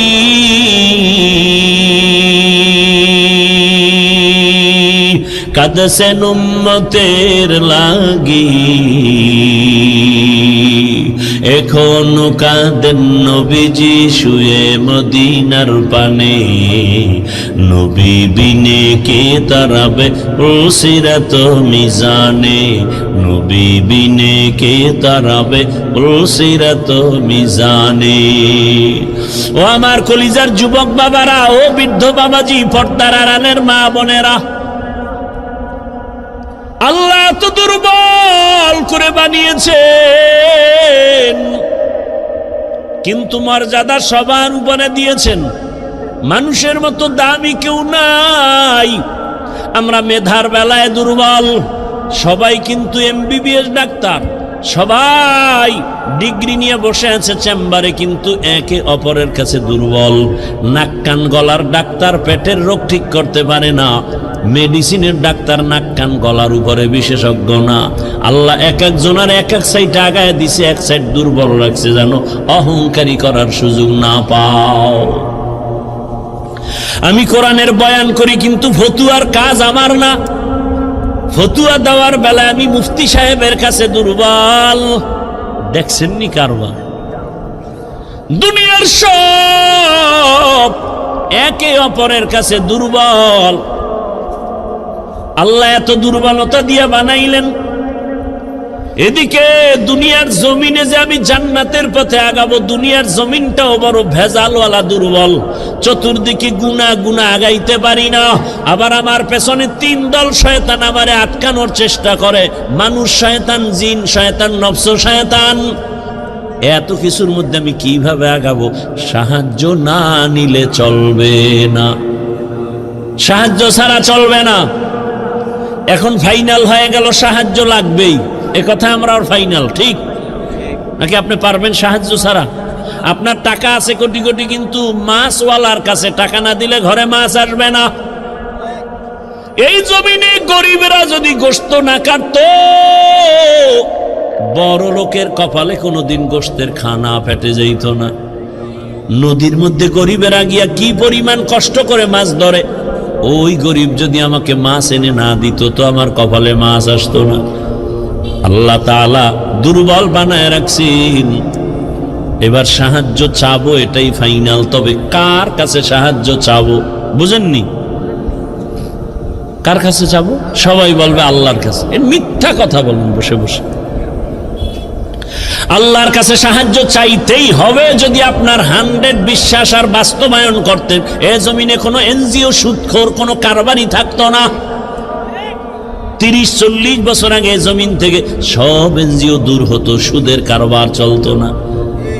বরং এমন জমানায় আমরা আসছি, যতই বয়ান করি ঘরে ঘরে সুদ, সুদ না হইলে তার চায়ের দোকানও চলে না। এলাকার কোন গরিব বড় লোকের কাছে গিয়ে কয়, জনাব আমারে 5000 টাকা ধার দেন, সামনে ঈদ আসছে, বাচ্চাদের কাপড় কিনবো। বড় লোক কয় নাই নাই নাই নাই নাই। কানে কানে গিয়া কয়, সুদে দিবেননি? কয় 1 লাখের বেশি লাগলেও দিব। আছে না নাই? 5000 টাকা ধার দেয় না, সুদের টাকা লাগাইতে হাজারো লাখো টাকা দিতে চায়। কোন জমানায় আছি, বাঁচতে চাইলেও পারি না। এবার ভালো করে বুঝেন, বিবেক দিয়ে একটু সমাধান করেন। সাহায্য চাওয়ার জন্য এমন একজনকে নির্বাচন করবেন যার কাছে 3টা দুর্বলতা নাই। তার কাছে চাইবেন, কসম আল্লাহ, চাওয়া মাত্রই পাবেন। তবে 3 দুর্বলতা তার মধ্যে থাকলে পাবেন না, আর না থাকলে চাইলেই পাবেন। 1 নাম্বার দুর্বলতা, যার স্বার্থ নাই। 2 নাম্বার দুর্বলতা, যার পিছনে টান নাই। 3 নাম্বার দুর্বলতা, যার অভাব নাই। এবার খেয়াল করেন, এই 3টা দুর্বলতা নাই এমন কোন মানুষ আসেনি? ভালো করে খেয়াল করেন, দুনিয়াতে একজন মানুষও পাবেন না যার পেছনে টান নাই। আমি যতই আগাইতে চাই, আমার বউ কয়ে দাও, স্ত্রী কয়ে দাও, মাইয়া বলা কয়ে দাও, মায়ে কয়ে দাও, বাবায় কয়ে দাও, যত সামনে আগাতে চাই পিছনে টানে। বুঝেননি কথা? ভাইরা আমার, তাহলে দুনিয়াতে এমন একজন মানুষ নাই যার পেছনে টান নাই। 2 নাম্বার দুর্বলতা, যার কোনো অভাব নাই। দুনিয়াতে এমন একজন মানুষের ঠিকানা দেন যার অভাব নাই। একজনে কামগো পীর সাহেবদের কোনো অভাব নেই। দুনিয়াতে কে অভাবী না, যার যত টাকা তার অভাব তত বড়।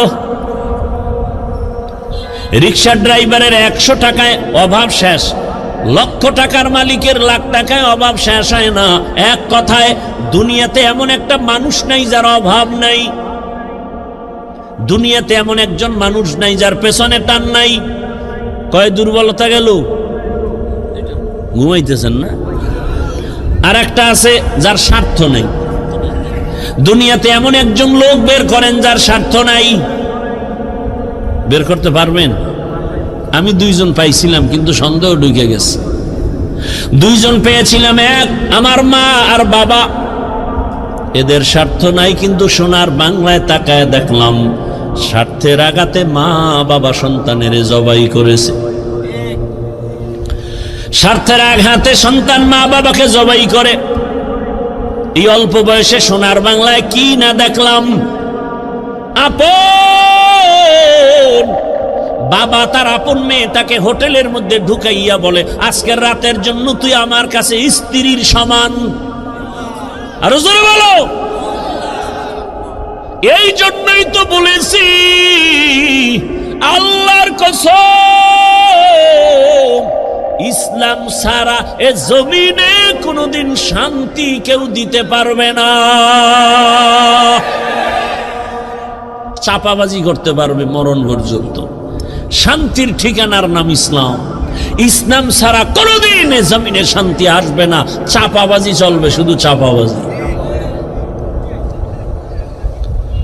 ভালো করে বুঝো, স্বার্থ ছাড়া কোনো মানুষের জমিনে নাই। স্বার্থের আঘাতে স্ত্রী স্বামীকে জবাই করে, স্বামী স্ত্রীকে জবাই করে, ভাই ভাইকে জবাই করে স্বার্থের আঘাতে। আমি কি বানায় বলতেছি বাবা? অহরহ দুর্ঘটনা ঘটে। এইবার হিসাব শেষ, গোড়ায় হিসাব করে দেখবেন একজন পাওয়া যায় যার পেছনে টান নাই, অভাব নাই, স্বার্থ নাই। তিনি কে? তিনি কে? ইয়া আইয়ুহান নাস আনতুমুল ফুকারাউ ইলাল্লাহ ওয়াল্লাহু হুয়াল গানিয়্যুল হামিদ।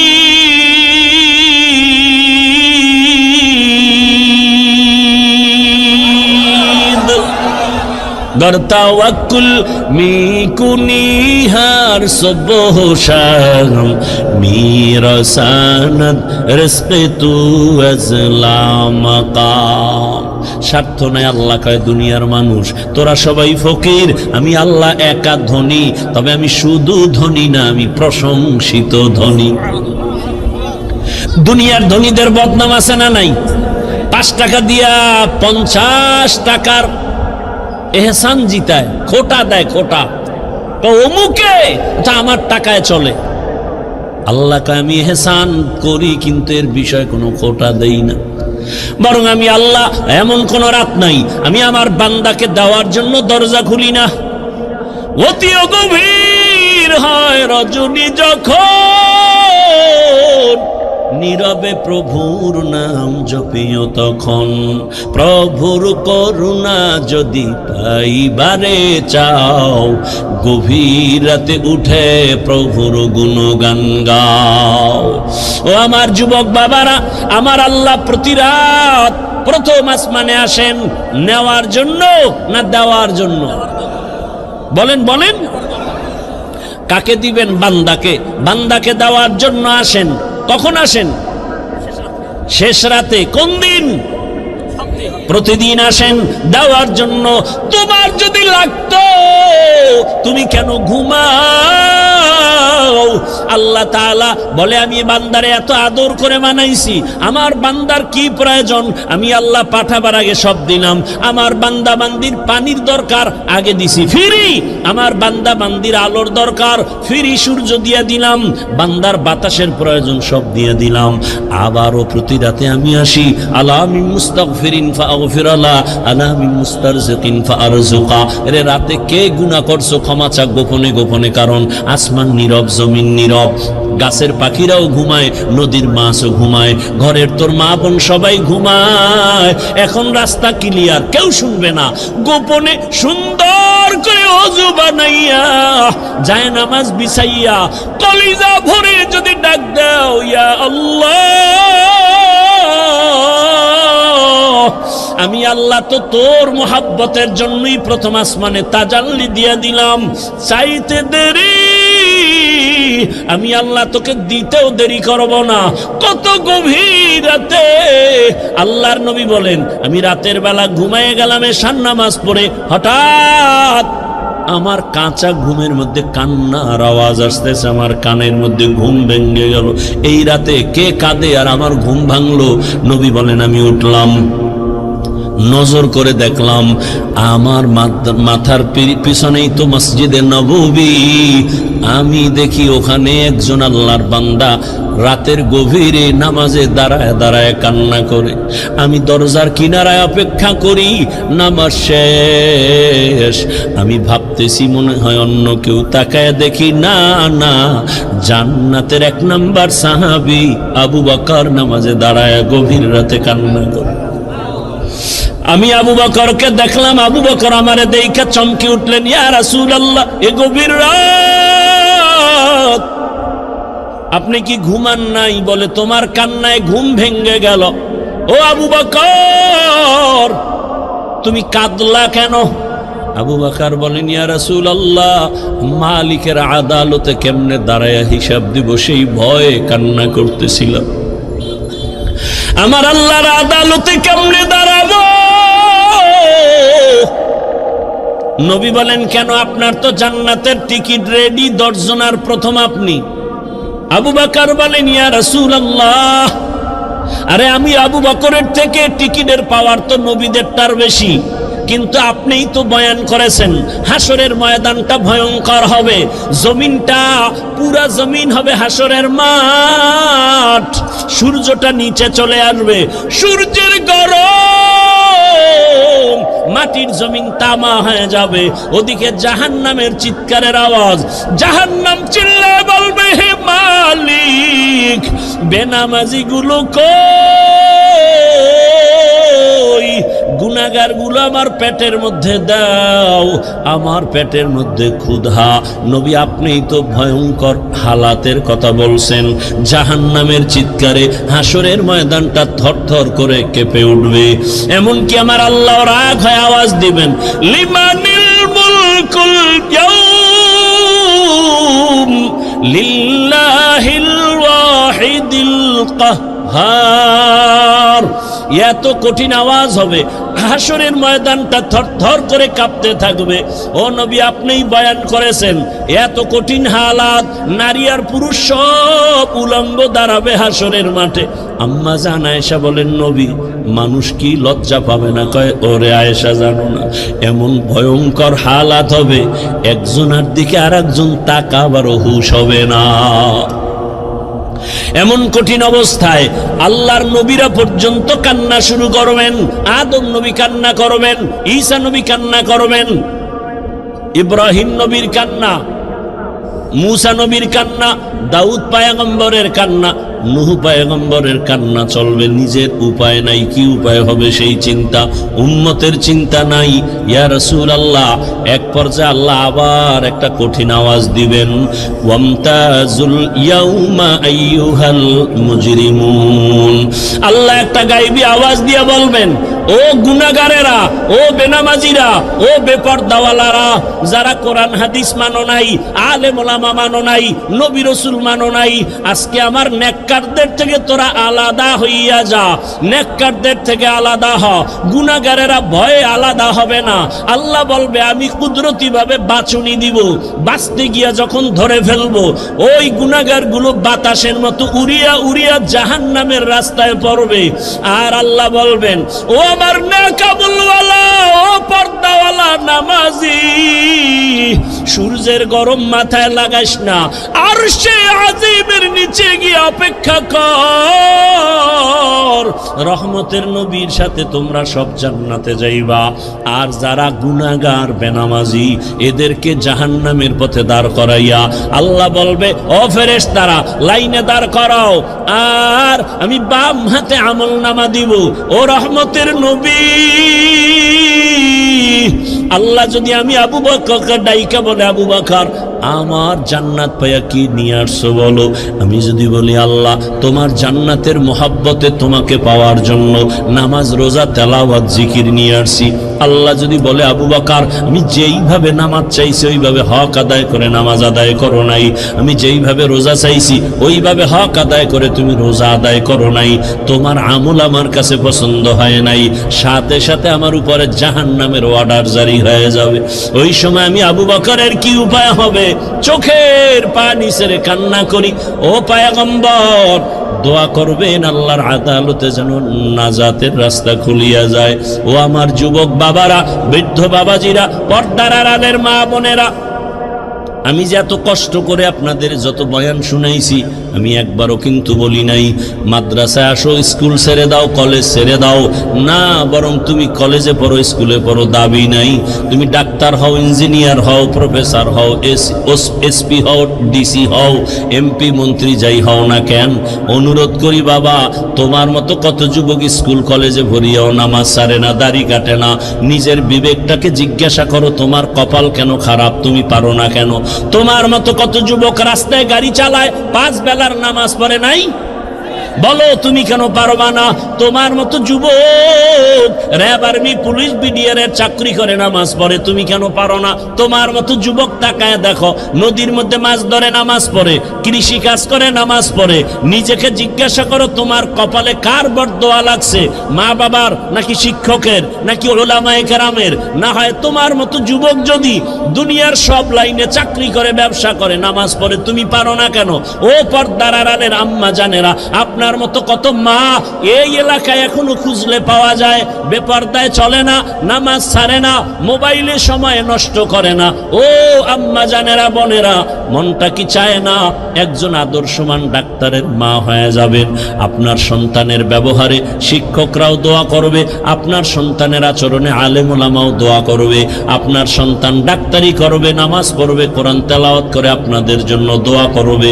এর আম্মা জান, যদি এমন চান আপনাকে আদর্শবান হতে হবে, আর জমিনে রহমতের নবীর আদর্শ থেকে সুন্দর আদর্শ আর নাই।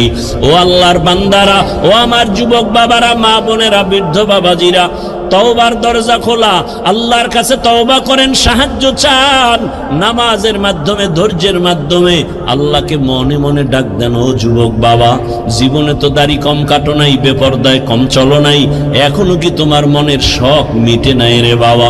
কয়দিন আর হায়াত পাইবা জানা নাই, আর কবে গুনাহ থেকে তওবা করবা জানা নাই। অন্তর যদি ভালো হয়, যদি তওবার নিয়ত থাকে, মনে মনে আমার আল্লাহকে ডাকো আর বলো, হে আল্লাহ, জীবনে কত হাতের দ্বারা গুনাহ করলাম, জবানের দ্বারা গুনাহ করেছি, চোখের দ্বারা গুনাহ করেছি। ও আল্লাহ, আমার মতো যুবক জেনারেল লাইনে থাকিয়া যদি নামাজ পড়ে আমি কেন পারবো না? আল্লাহ তুমি বুঝি বেজার হয়ে গেছো, আজকে থেকে তওবা করতেছি, মরিয়া গেল আর নামাজ ছাড়বো না, দাড়ি কাটবো না, বেপরদায় চলবো না, মা বাবার দোয়া নিয়া, শিক্ষকের দোয়া নিয়া, উলামায়ে কেরামের পরামর্শ নিয়া রসুলের আদর্শ মেনে চলবো। আর আলেমদের মহাব্বত অন্তরে নেও, কারণ এই উলামায়ে কেরাম তোমার জন্য চোখের পানি ছেড়ে আল্লাহর কাছে দোয়া করে, গোটা উম্মতের হেদায়াতের জন্য দোয়া করে। আরে এত কষ্ট করে লেখাপড়া করে এই মাদ্রাসার সন্তানগুলো, খোঁজ নিয়ে দেখবা রাতের বেলা ঘুমায় না, ভোর রাতে উঠিয়া মাওলার কোরআন তেলাওয়াত করে, নামাজ পড়ে, দোয়া করে। এলাকায় শান্তি দাও, অসুস্থ রোগীদের সুস্থ বানাও। ওই উলামায়ে কেরামের দোয়া নিয়ে চলিও রে যুবক। আর উলামায়ে কেরাম যেখানে তৈরি হয় ওদিকে তোমার অন্তরটা নরম রাখিয়া পারলে সহযোগিতা করিও। আর আল্লাহকে বলিও, আল্লাহ আলেম হইতে পারি নাই, একজন আলেমের সহযোগী হতে চাই, একটু সহযোগিতাও করিও। আল্লাহর মোহাব্বতে কোরআনওয়ালাদের সহযোগিতা করা, জীবন তোমার দুনিয়াতেও কামিয়াব হবে, পরকালেও কামিয়াব হবে। খবরদার এমন অন্তর যেন না হয় যে কোরআনওয়ালাও হতে পারলা না, কোরআনওয়ালাদের খেদমতেও তুমি আসতে পারলা না, এমন বদনসিব যেন তোমার না হয়। আল্লাহর কাছে অন্তর দিয়া তওবা করো, জীবনে আর গুনাহ করব না, নামাজ ছাড়বো না, বেপরদায় চলবো না, দাড়ি কাটবো না। তওবা করার মতো যদি অন্তর তৈরি হয়, মুনাফিকি না থাকে, খাঁটি তওবার নিয়তে দুটো হাত আল্লাহকে দেখায়া দাও। আয় আল্লাহ, হাতগুলো কবুল করে নেন, তওবা কবুল করে নেন, তওবার উপরে মজবুত হইয়া চলার তৌফিক দান করেন। আমিন। আলহামদুলিল্লাহি রাব্বিল আলামিন, ওয়াসসালাতু ওয়াসসালামু আলা সাইয়্যিদিল আম্বিয়া ওয়াল মুরসালিন وعلى آله وأصحابه أجمعين يا أرحم الراحمين يا أرحم الراحمين يا أرحم الراحمين رب ارحمهما كما ربياني صغيرا اللهم إنك عفو كريم تحب العفو فاعف عنا اللهم إنا نسألك علما نافعا ورزقا واسعا وشفاء من كل داء اللهم إنا نعوذ بك من البرص والجنون والجذام وسيء الأسقام وديار মালিক গুনার বোঝা নিয়ে আপনার দরওয়াজায় হাজির হয়েছি। কুদরতের নজর দিয়া দেখেন এই ময়দানে কত উলামায়ে কেরাম, কত মুরব্বী হাজী সাহেব, কত ব্যবসায়ী, কত চাকরিজীবী যুবক ছাত্র ভাইরা আমার, পর্দার আড়ালের মা বোনেরা, আমরা সবাই জাহান্নামের আসামি গুনাহগার। তওবার নিয়তে হাত তুলেছি, গুনাহ নিয়ে কবরে যেতে চাই না রে মালিক, গুনাহগার হয়ে আপনার আদালতে হাজির হতে চাই না। ক্ষমা চাই, মেহেরবানি করে গুনাহমুক্ত জীবন দান করেন। তওবা কবুল করে নেন, এ মাহফিল কবুল করে নেন, আয়োজনকারী সহযোগিতাকারীদের কবুল করে নেন। আয় আল্লাহ, ঘরে ঘরে সুন্নতের বাতি জ্বালায়া দেন, মা বোনদের আবেদা বানায় দেন, পর্দাওয়ালা বানায় দেন, সন্তানগুলো নেককার বানায় দেন, লেখাপড়া যারা করে পরীক্ষার্থী কামিয়াবি দান করেন। আমার কলিজার যুবক যারা, প্রত্যেকের দিনের খাদেম বানায় দেন আল্লাহ, 5 ওয়াক্ত নামাজি বানায় দেন। আয় আল্লাহ, মোবাইলের গুনাহ থেকে হেফাজত করেন হে মালিক। আয় আল্লাহ, সারা দুনিয়াবাসীকে মাফ করে দেন, প্রবাসের জীবনে যারা আছে হেফাজত করেন। বাংলার জমিন ইসলামের জন্য কবুল করে নেন, উলামায়ে কেরামদের এক বানায় দেন আল্লাহ, বাতিলের মোকাবেলায় বিজয় দান করেন, মা বোনদের কবুল করে নেন। আয় আল্লাহ, নবীজির সুন্নতওয়ালা জিন্দেগি দান করেন, নবীজির রওজা মোবারকে গিয়া সালাম দেওয়ার তৌফিক দান করেন, বাইতুল্লাহর গিলাফ ধরে লাব্বাইক বলার তৌফিক দান করেন। ও দয়ার মালিক, মেহেরবানি করে মাদ্রাসা কবুল করে নেন। আয় আল্লাহ, মসজিদ কবুল করে নেন, এলাকাবাসীকে কবুল করে নেন, অন্যান্য শিক্ষা প্রতিষ্ঠান নবীর আদর্শে কবুল করে নেন। আয় আল্লাহ, মুহিব্বিন মুতাআল্লিকিনদের কবুল করে নেন। আয় আল্লাহ, ইলম হিলম হিকমত আমলে বরকত বাড়ায় দেন, উলামা তোলাবা উম্মতের অন্তরে ইজ্জত মুহাব্বত রুউব বাড়ায় দেন আল্লাহ। আয় আল্লাহ, আওয়াজে কথায় রুহানিয়াতে স্পষ্টতা রুউব বাড়ায় দেন, মুখালিফের মুওয়াফিক বানায় দেন, জাহিরি বাতিনি দুশমনের মোকাবেলায় বিজয় দান করেন। আয় আল্লাহ, নবীজির রওজা বাইতুল্লাহ জিয়ারতের জন্য কবুল করে নেন। রব্বুল আলামিন, সারা দুনিয়া ইজ্জতের সাথে খেদমতের জন্য কবুল করে নেন, ইজ্জতের জীবন দান করেন। আয় আল্লাহ, আমরা যারা হাত তুলেছি জানি না ময়দানে কারা ইয়াতীম, জীবনে আর বাবা দেখবে না, বাবাকে বাবা বলে ডাক দিতেও পারবে না, কে যেন মাহারা অসহায়, মেহেরবানি করে সবার কবর জান্নাত বানায় দেন।